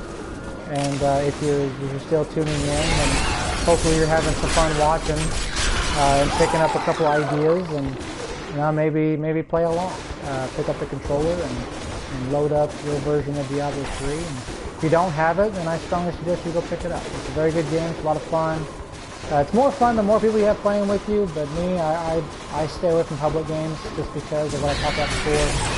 With the hacked items that are in the game, another one that has that ability, it takes a lot of fun out of the game. And I'm all about having fun. Hoping that you guys are having fun watching.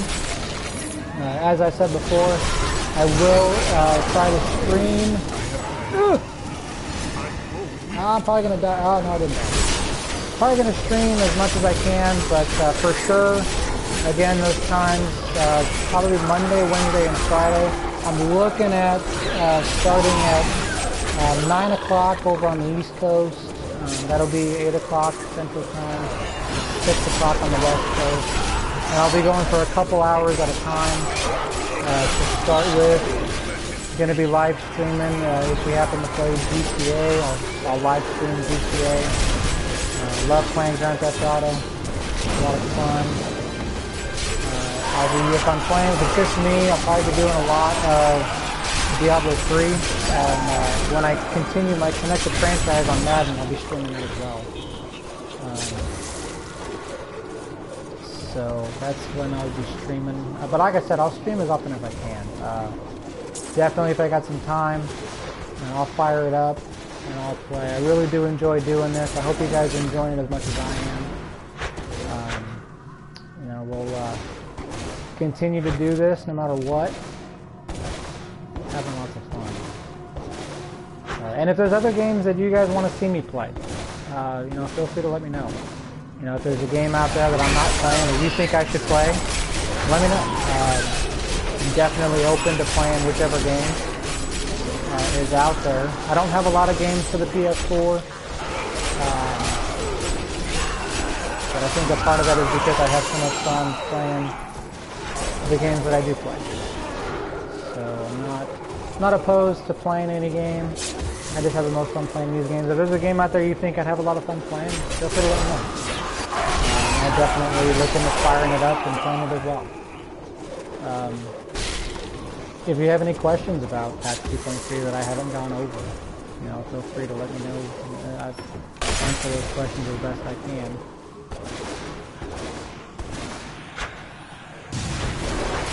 Like I said earlier, BlizzCon's coming up right around the corner. We're about a month and a half away.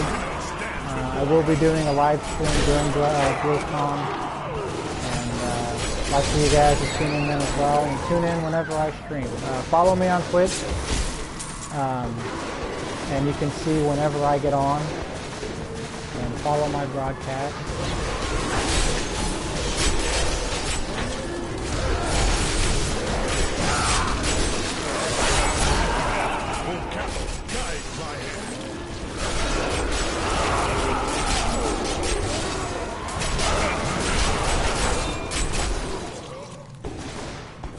I feel like if I can just get my resistances, I don't know how much of a, it'd be nice if I came across that much if I could experience that now. Because I'm finding a few legendaries here. Not a lot. 50%. You notice how quickly I down these champions and elite tags, and a big part of that is because I have that 50% bonus from the bonus legendary power. And so far I'm really impressed with that 2.3. I like what they've done. You know, when I said earlier when Diablo 3 first came out, it wasn't a lot of fun. Well, they've done a lot to really make it fun. And definitely looking forward to further improvements down the road. I don't think that they're done with this game by any means whatsoever. I believe that they are just as passionate about this game as they are with World of Warcraft. And even with Overwatch coming up pretty soon, definitely look forward to what they have in store. And I'm really hoping for a lot of more aspects from Diablo 2 being a stuff like this. Definitely looking forward to it. definitely something to be excited about. And you know, I'll keep digging. You know, if I find out something, I'll be sure to share it with you guys. Everything that I've read up to date is all rumors, but I'm actively browsing through forums and checking out MMO champions, seeing what they find out. And whatever I find out, I'll be sure to share with you guys. In the meantime, you know, what are you looking forward to at this year? Do you plan on tuning in? Are you going to get the virtual ticket? Are you going to BlizzCon? You know, have you been to BlizzCon? I myself am hoping that sometime down the road, maybe next year or the year after, I'm able to get the time off and get the funds together and go myself. I've been wanting to go for quite some time, and I actually had plans to go this year, but unfortunately, due to a tragedy in the family, the plans changed. So I'm hoping that maybe as early as next year, I'm able to go down and experience BlizzCon in person. I've watched every year on the virtual tickets, and I've had tons of fun watching it. I think it was pretty cool to actually be there. So as I said, I'm hoping as early as next year to be able to go and experience it. I'm a huge fan of Blizzard. Been a big fan of their games for a long time. I played Diablo 2. I first started playing Diablo 2 when it came out. I want to say just shortly after the expansion came out. Back in the late 90s. I want to say 98, 97. So, huge fan of Blizzard. Love playing their games. And now I finally get to enjoy broadcasting my gameplay. I've been looking to do this for quite some time, but I never really had the means to do so. Until just about a month ago, I discovered that I can broadcast. So really excited about being able to broadcast. You know, and I wish they really could do something about all the hacked items and modded items, but from what I understand, they are limited on what they can do on the console version. It's definitely something that I think that's taken away a lot of the fun of the game. But one way that I've found to kind of get around it, to beat it, is, like I said, to play either alone or with friends. Just recently I was able to talk to my good friend from the Getting Game, so we can play together. The more the merrier. I have a lot more fun playing games with more people. Just because you can take on bigger challenges with more people, and they're working on leveling up their characters. And a very good friend of mine, for about 16 years now, he just recently got his Twitch channel up and running, so he's actually starting to stream as well. And you know, we're kind of trying to help each other out to kick off our viewership. So D_main_event_. That is his Twitch username. From what I understand, he plays a lot of the latest Batman that just came out. He's also streaming his GTA. When we play together, the heist mission that we had that was successful, he actually streamed his.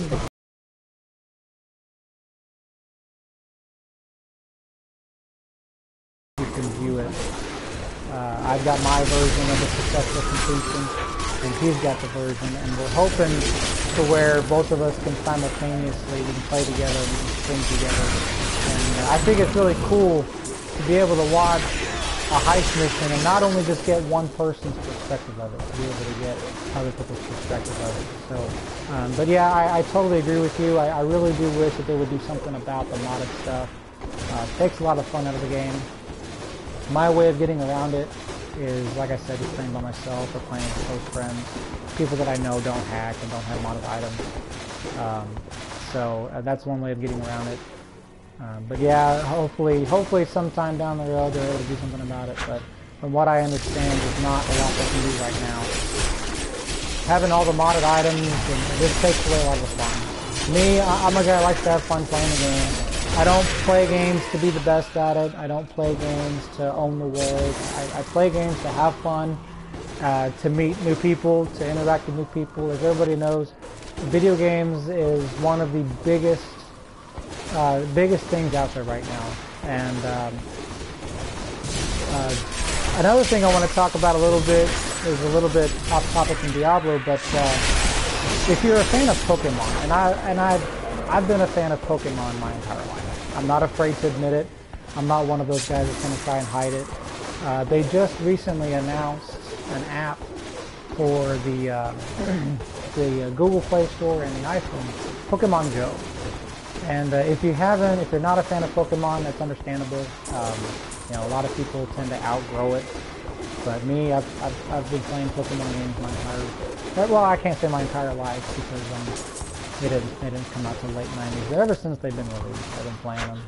And I am returning to town. go check out Pokemon Go for the App Store. It's kind of a way of bringing Pokemon into the real world. And I mean, obviously, there's never going to be something like that actual in real life. How cool would that be? But the Pokemon, the Go app, there's a video on it for the trailer. Go check it out if you haven't done so. It's pretty cool. It looks interesting. It looks like it's going to be something pretty fun out in the real world, just walking around. If you decide to go grocery shopping one day, I guess the app kind of notifies you if there's a Pokemon in the vicinity. And but it's pretty cool. Go check it out if you haven't done so. I just recently watched the video on it, and I'm pretty excited about it. It won't be coming out till late next year, or well, I guess really I can't say late next year. Just I know it's next year, 2016. So if you get a chance, go check it out. It's pretty fun. But my friends and I all played. You know, we've all played Pokemon. You know, we're not afraid to admit it. It's tons of fun. But yeah, definitely the modded items is something that is like the one downfall, I think, to this game. And it's very, very unfortunate, but I don't really know that Blizzard can do anything about it. I do play the PC version, and I'm not opposed to streaming the PC version. I just have so much fun with the console version that I prefer to almost play the console. And what would really be cool is if sometime down the road Blizzard made it to where you can combine your accounts. You can merge your PC version with your console version, and I think that'd be pretty cool. Because I have, on the PC version, I have a level 70 Demon Hunter and Wizard. I've also got a level 70 Monk and a level 70 Crusader that I play on there that have been pretty good with. I think my best character on the PC version is my Demon Hunter. I do enjoy playing the Crusader, and I'm probably going to start bringing more characters into the console version and playing more of those. I love playing the Crusader. It reminds me a lot of the Paladin class in Diablo 3. I love playing that class a lot. I love playing the Sorceress a lot in Diablo 2. I played the Barbarian. I think I played every class. Funny thing is, when I first started playing Diablo 2, I really didn't know a whole lot about it. I just started playing the game. I want to tell you about my very first character, and I love telling this story because it's so hilarious. I played a Necromancer. Now, like I said, I have never been one to be really, really great at games. I don't consider myself one of the best. My very first character was a Necromancer, and I ran around and I used a bow and arrow. The Golem was my tank, and I used a bow and arrow to defeat my enemies. And I tell you, I look back on it, and it's so funny. Because now you just think you wouldn't play a Necromancer like that. But I didn't have a whole lot of knowledge into the game. As a matter of fact, for the longest time, I thought that once you killed Andario, I thought the game was over. But my Necromancer with a bow and arrow, as you can imagine how much damage I didn't do. I died a lot. It was tons of fun. And I still had fun. Once I gained a bigger knowledge of the game, I started to get more into playing other classes. I had a pretty cool Charge Strike Amazon that could take out Hell Bale in about 5 or 6 seconds. It was pretty cool. If you played Diablo 2 a lot, there was also declone hunting that I was really into. I was one of those guys that camped the same game for 4 or 5 days straight until that damn thing popped. I enjoy doing it. That's another thing I hope they put in this game is more random events like that. It's a world event that happens only so often, and you have access to one item, and I think they can do something like that, and they can even improve on it from what they did in Diablo 2, beating up on the Diablo clone. I did it a lot. My wizard is an Orber, and I was a big fan of the Orber in Diablo 2. Damage was pretty good. I didn't duel a lot. Not really big on player versus player combat. You can ask my friends if we ever get together and play like Street Fighter or Marvel vs. Capcom. I'm terrible at those games. I really am. I'm what they would call a button masher when it comes to those games. I'm more of a come together and accomplish a common goal. I guess you can say I'm more of an RPG kind of gamer. I really love those games where you just fire it up, you create a character, you just go on an adventure together. And I've been talking about this for a long time to my friends. I really hope that someday they come out, you know, me being a huge Pokemon fan, just a huge Pokemon MMO, to where you create your character, you start out, you know, it can be in Pallet Town, it can be anywhere, and it's an MMO, and I know that they have some MMOs out there, but I just don't think that they're as authentic as they could be. But if Nintendo were to team up with somebody and create a Pokemon MMO, I just think that would be the coolest thing. I definitely would play that a lot. I would stream it a lot. I think I've played about every Pokemon game for the DS and for the Game Boy that there has to offer. My favorite version would have to be Gold, Silver, and Crystal from the Game Boy Color. And if you're a fan of Pokemon, you'll know what I'm talking about. If you're not a fan of Pokemon, that's fine too. But Gold, Silver, and Crystal were my favorite versions. Really like the release versions, the updated ones, the redone versions for the Game Boy Advance that came out with. So yeah, Pokemon MMO I think would definitely be something that would be pretty cool to play a lot. But I'm looking forward to Pokemon Go. I think that's another step in the right direction. I think that they're afraid to do it. I think they interviewed somebody. I read an article a while back, and they said that Nintendo was not wanting to go in that direction because they didn't want to compete with other MMOs. And I understand not wanting to compete with World of Warcraft. If you look at World of Warcraft, they have dropped in their subscribers just a lot. I think last I checked, they're down under 6 million. There we go. Now I can start. Of course, every time I get the conduit, there's nobody around to blow up. The World of Warcraft has dropped down in their subscribers quite a bit. I know. I know I haven't played the game as much as I used to. To me, it's not as fun and appealing as it used to be. I definitely think that if they were to make a Pokemon MMO, I think that it would blow out. It would just completely take the wheels off of the Warcraft and just out from underneath and pull the rug out. I think there are a lot of people that still enjoy Pokemon. So a Pokemon MMO would definitely be a pretty cool little game to play. I know I'd have tons of fun with it.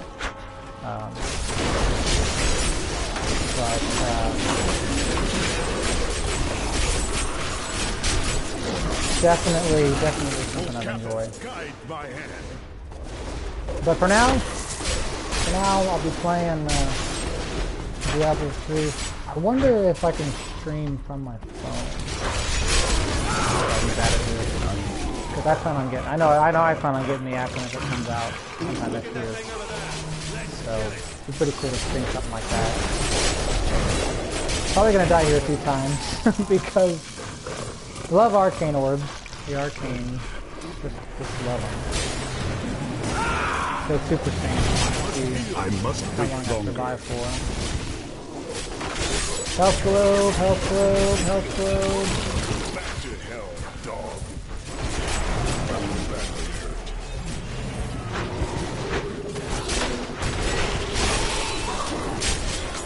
I think we got away from those bad guys. Actually got them. We're at 93%. This rift is almost complete. I think I might do another Greater Rift after this. I might even try to get Greater Rift 34 knocked out. Kind of feel pretty confident that I can do it. I did 33 with a little bit of Still time recharging. Yeah, we're gonna after this we're gonna try to give Greater Rift 34 a try. And see how it goes. 98%, 99%, almost complete. Probably as soon as I down these guys, here's some poison. I found the poison. The Rift Guardian is here. A legendary axe.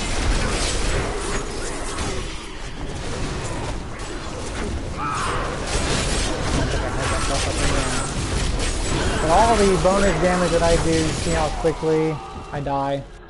Because, you know. But what I was going to say was how quickly this health is dropping, but pretty much what I missed this time. There we go. Alright, so we're going to head back to town and we're going to try to knock out Greater Rift 34 real quick. And see if I have what it takes to take it out. I don't want to have to avoid any elementals. Genzanaku. Clear my stuff. So we're gonna do this. We're gonna give this 30 seconds to close up. We're gonna try to knock out Greater Rift level 34. I'm gonna try to go for a new personal best. 33 is the highest that I've done so far, so we're gonna try to do 34. And we're gonna see how it goes. I got a gift for another friend. And like I said, that's another thing about this game that I like so much is the gifts. The more people you have on your friends list, the more gifts you can hand out.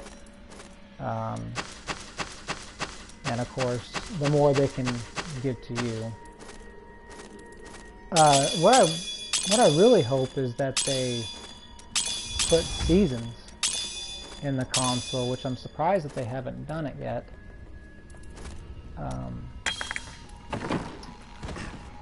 Because I know I'd play the seasons a lot. So we're gonna go blow up Greater Rift level 34. Almost into that Torment 8 level. Not ready yet. We're gonna see how this goes. Back here.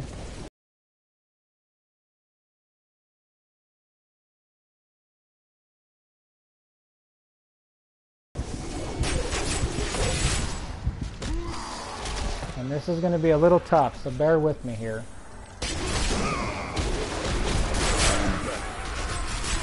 they just really light me up right now. So I think if I can just get past this part, I should be okay. I must heal. This is going to be a little tough. Wasn't expecting to run into this kind of trouble this quick, but I guess we're just going to go through it. We're going to fight through it. I have faith that we'll get through it.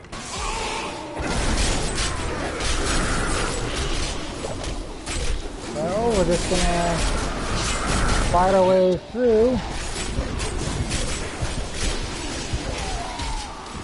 These guys are going to be a little tough. So I'm gonna get a little behind on this. So this is going to be a pretty good challenge. I love a good challenge. So we're going to see if we can take these guys out. And I might skip them. I don't want to skip them, but I just might. I must heal.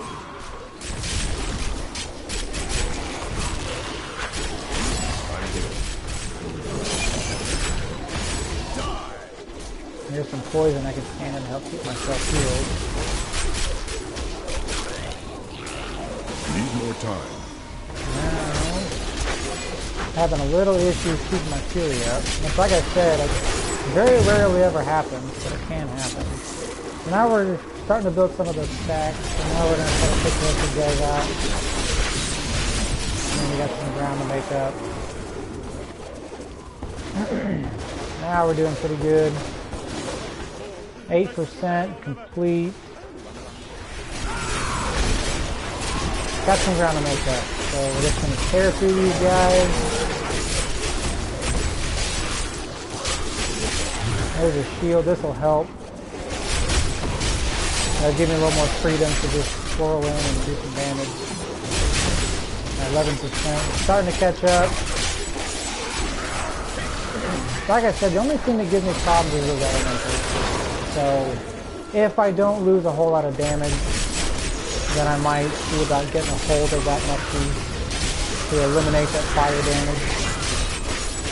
Fire or lightning? I think that was more electricity, the orbiter that got me that time. 16%, 12 minutes to go. I'm going to be a little cautious here. Another elemental. We're at 19%. We're making up some more ground. We got a little behind at the beginning. As you can see, we just hit that. We got elite champion pack. Too bad. I'm just going to keep on trucking along. Alright, now we're starting to get a little ahead. We're at 28%.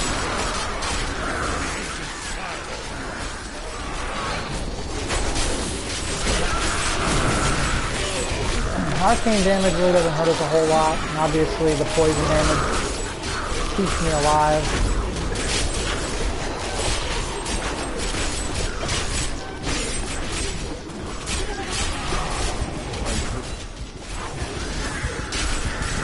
Probably gonna die here, yep. More of those elementals. But we're starting to get some kind of a cushion built up. Obviously I gotta wait 20 seconds before I can come back to life, so that's gonna be tough every time I die going forward, so I gotta be a little more careful at who I go bugging. I guess the shield buff. Shield buff didn't last very long. So we're gonna go. I'm gonna take some of these guys out, be a little more cautious, fight on the boundaries, away from the big pack.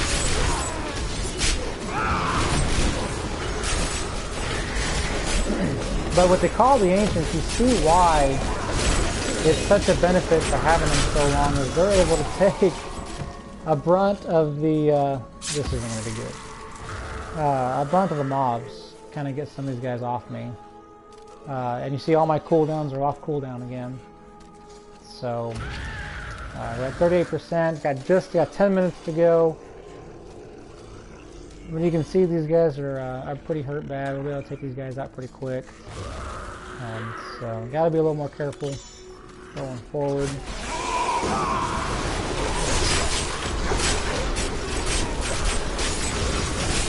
And that takes care of them. Alright, now we're at 42%. A little more ground to make up.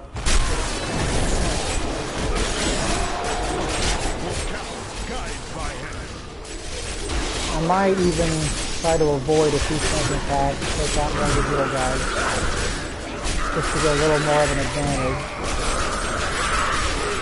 Yeah, I like this build so much because the cooldowns just don't last long at all. Almost by the time this thing goes off cooldown, it's ready to fire. Constantly moving, never stopping, and there you have it. But they have a little bit more of a cushion, so I think we'll be okay. I might have to repair. The lightning damage and the fire damage is what gets me the most. So I'm going to have to do something about that. Maybe if I get that talisman, maybe it'll help. I just don't want to lose a whole lot of damage. I do a lot of damage. I like the damage that I do. 4 million, just roughly over. So I think we're still doing fairly good. Couple of champion packs. We're in the poison here, so as long as we stand on the poison, I think we'll be okay.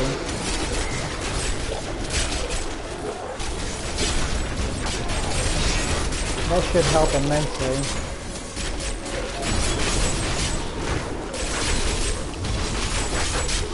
Gotta be careful. Alright, put them out. 61%, 8 minutes to go. Still gotta be a little bit careful. And there's the conduit. That's what I was looking for. This is gonna give us a little bit of a better cushion. As long as I can find a bunch of mobs to take out. I'm glad that they increased the conduit back to 30 seconds, because this wasn't as beneficial before. Now it might be. Now people might say it might be too beneficial. I don't think it's complaining too much about it. Now we're at 74% with 7 minutes to go, and that ends the conduit.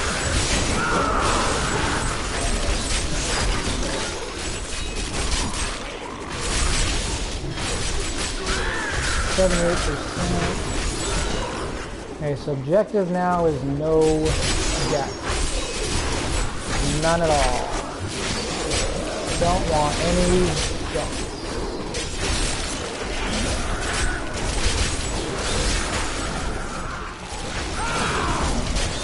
Try to keep our deaths up. 81%. I think we're doing pretty good now.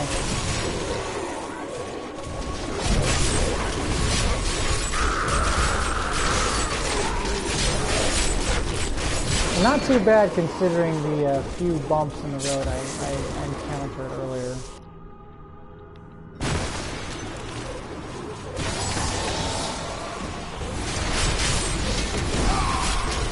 The Super Saiyan Goku is off screen again.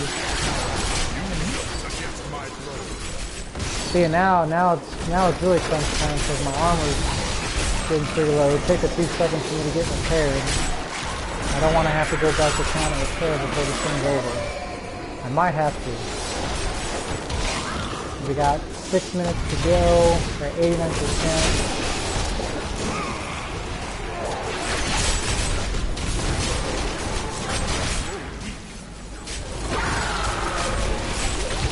I'm a little cornered.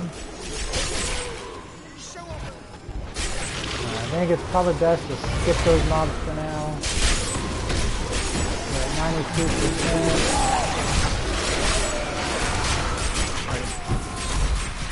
That's gonna hurt. Well, maybe not. We're at 94%. I think we should be okay. Once I get that last 6%. Do have to be careful though because my armor has taken a hit. I do want to take this time while I'm resurrecting to thank you guys for tuning in. I hope you're enjoying it. I will be continuing to do this very often. I enjoy doing it a lot. Had a lot of fun with it so far. As we near the last 6%, get our call the infant back out. Oh, that big guy. That's what got me before. These guys hit a lot harder in Torment 7, almost 8. That's what we'll call this difficulty. Challenging, but like I said earlier, I feel like I'm that close on my Barbarian to going into Torment 8. We're not quite into Torment 8 difficulty, and I'm having a little bit of trouble here, but I think if I can get my resistances up a little bit higher, I think it'll definitely help.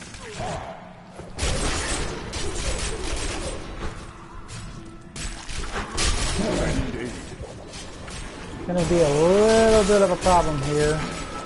I don't have my Call of the Ancient. I do have Super Saiyan. There we go.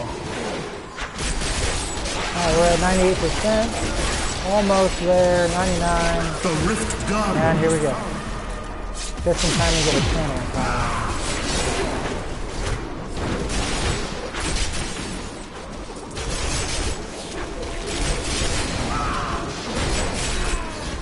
How to avoid the fire. 3 minutes, 37 seconds to go. Each death is going to take off 30 seconds, so I really got to be careful. Have a feeling the fire is probably going to kill me if I get too close. This is why I like a Dust Devil, because the Dust Devils can actually travel to him.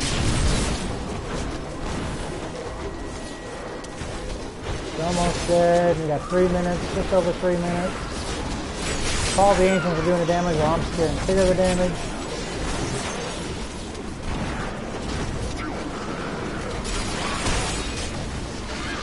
Just about dead. There we go. 2 minutes, 57 seconds left remaining. A successful run. Pick up all of our items. Yes. And we'll upgrade our gem. The gem that we're going to upgrade is probably... Let's see, should I do 60% chance, 80% chance for that. No, I want to continue. I'm going to try to upgrade the Dagook. Succeeded, 33, 34, still 35. Upgrade failed. It's okay, 2 out of 3. It's just like we got last time. So we have a successful rift, 34 completed. So now, do I dare try 35? Kind of feel like I should get a little better gear. I have 476 shards. Greater rift. Solo personal best. So not too bad. Another 4 million gold. So I go and see what we got. I really do feel like if I got that talisman it would help a lot. Damage is good. I don't want to sacrifice damage, but I kind of feel like it wouldn't be that bad. We're going to go another one. We're going to do the same rift. And we're going to see if this one can go a little bit better. Enemies of the left.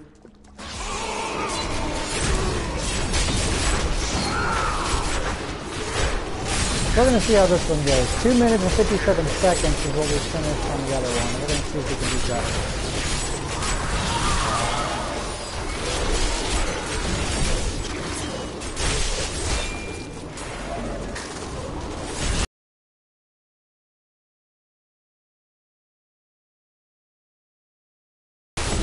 Off to a better start than the last one.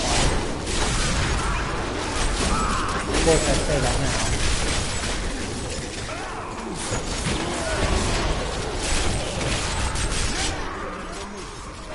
I think this is where it gets a little bit tough. I'm going to try to be a little more careful.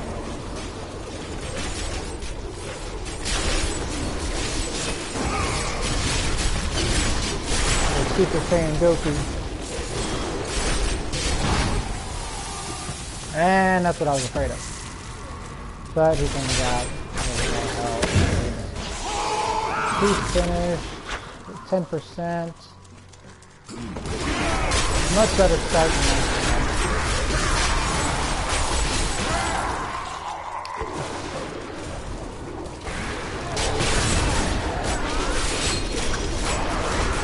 So again, I really do enjoy this build a lot. There's a lot of damage.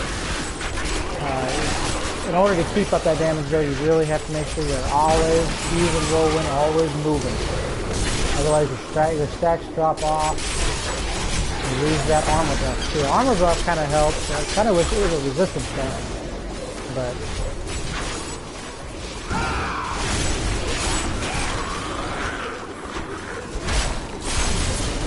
shield can only protect you for so long. Dead end. So we're at 21%. We're obviously doing better than last one, but we gotta start really taking some guys out to build up that system.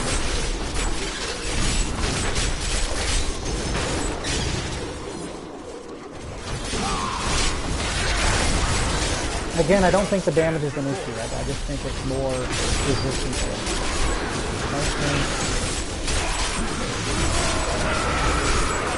The damage is great, as you can see.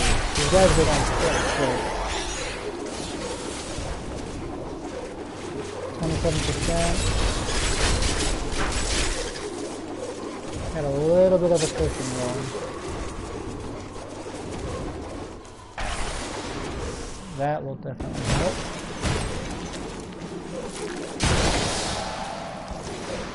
Let's get these Teguk. It's really important that you keep that Teguk stack up and going. Otherwise you lose that. It's now 27% damage boost.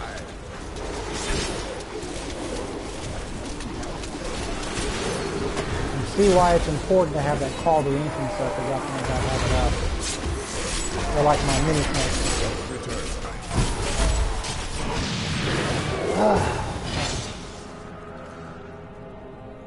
These guys are ruthless, man.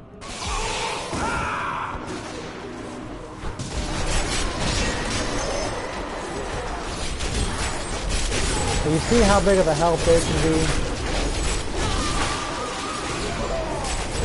As we're at 35% now. We're doing pretty good. Obviously I feel better about this one than I did the last one.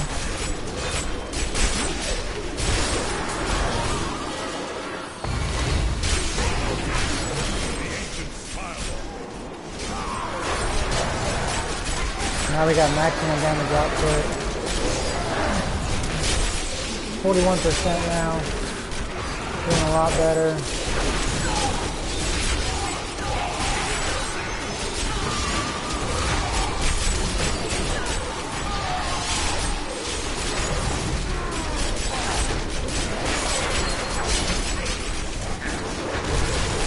Couple deaths so far, but really overall, 46%, about halfway there. I must wait longer.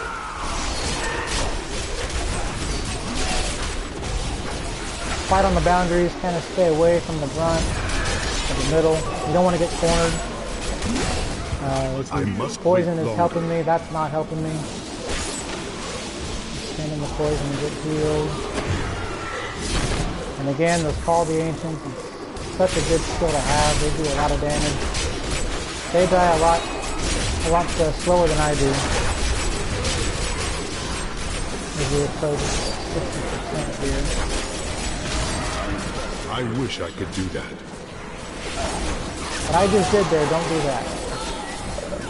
Unless you have the shield pile on. Back to hell, dog. 'em.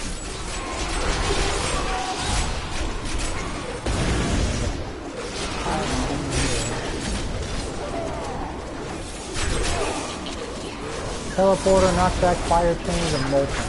That's what I need.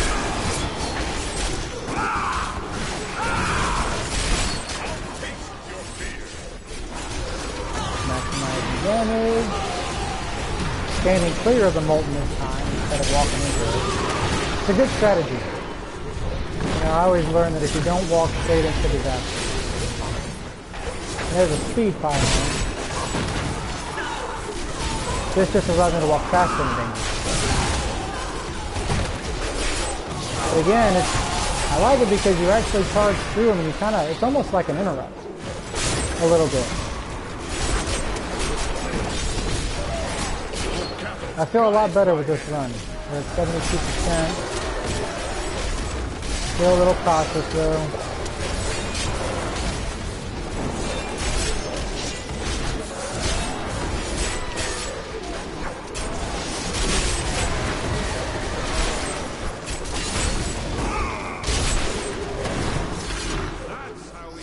%.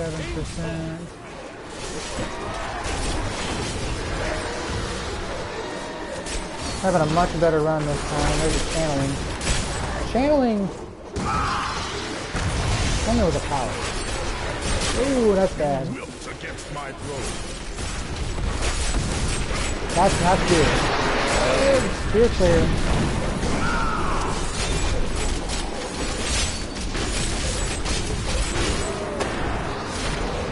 Again, the Call the Ancients. Such a good skill to have. Can't say enough about it. I like this build a lot. I just feel like there's a few things I can probably do to it, along with a few pieces of gear upgrade. I think I'll be just fine.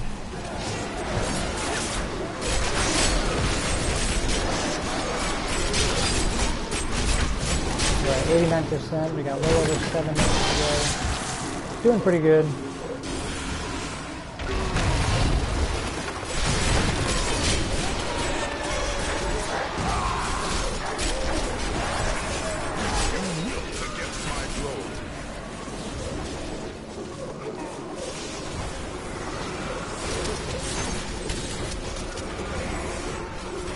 Let me die.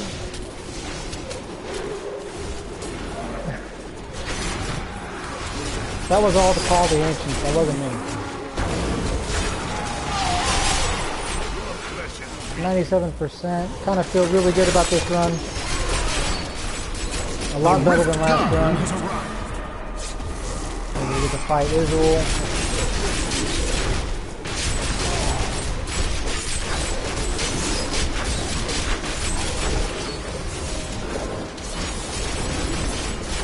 Halfway there. So we're going to finish this with a lot more time left. Which is good. Makes me feel good. Makes me feel so good.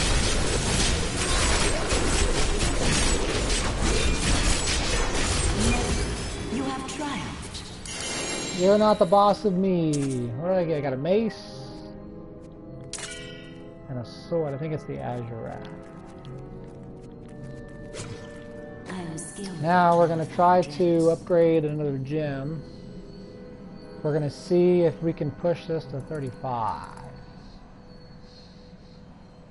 A pain enhancer? I'm going to see if I can go for it. 35? 2 out of 3. At least 2 out of 3. 36.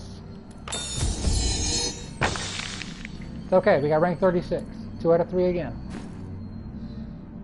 So again, very successful run. I finished that one with a lot more time left. So again, I kind of feel like I'm right there. So close to pushing on to Torment 8. Just need to get a few upgrades. I think we'll be able to do it.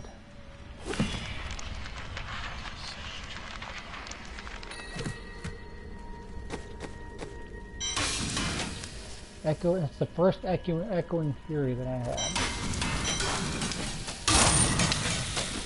Alright, that one's complete. So definitely, once again, I like the build. It's a very good build, a lot of damage. But I am going to look at seeing if I can get that talisman to at least take out the fire damage and get that legendary power. I feel like if I can get rid of the fire damage as well as the poison damage, I think I'll be just fine. But it's just a matter of locating it. So good build. Got some Greater Rift 34s out of the way. I'll try Greater Rift 35 the next time I plan on getting on. Unfortunately, that's all the time I have for today. So once again, thank you for tuning in. If you enjoyed the video, if you enjoyed the broadcast, look forward to broadcasting again tonight, Monday night.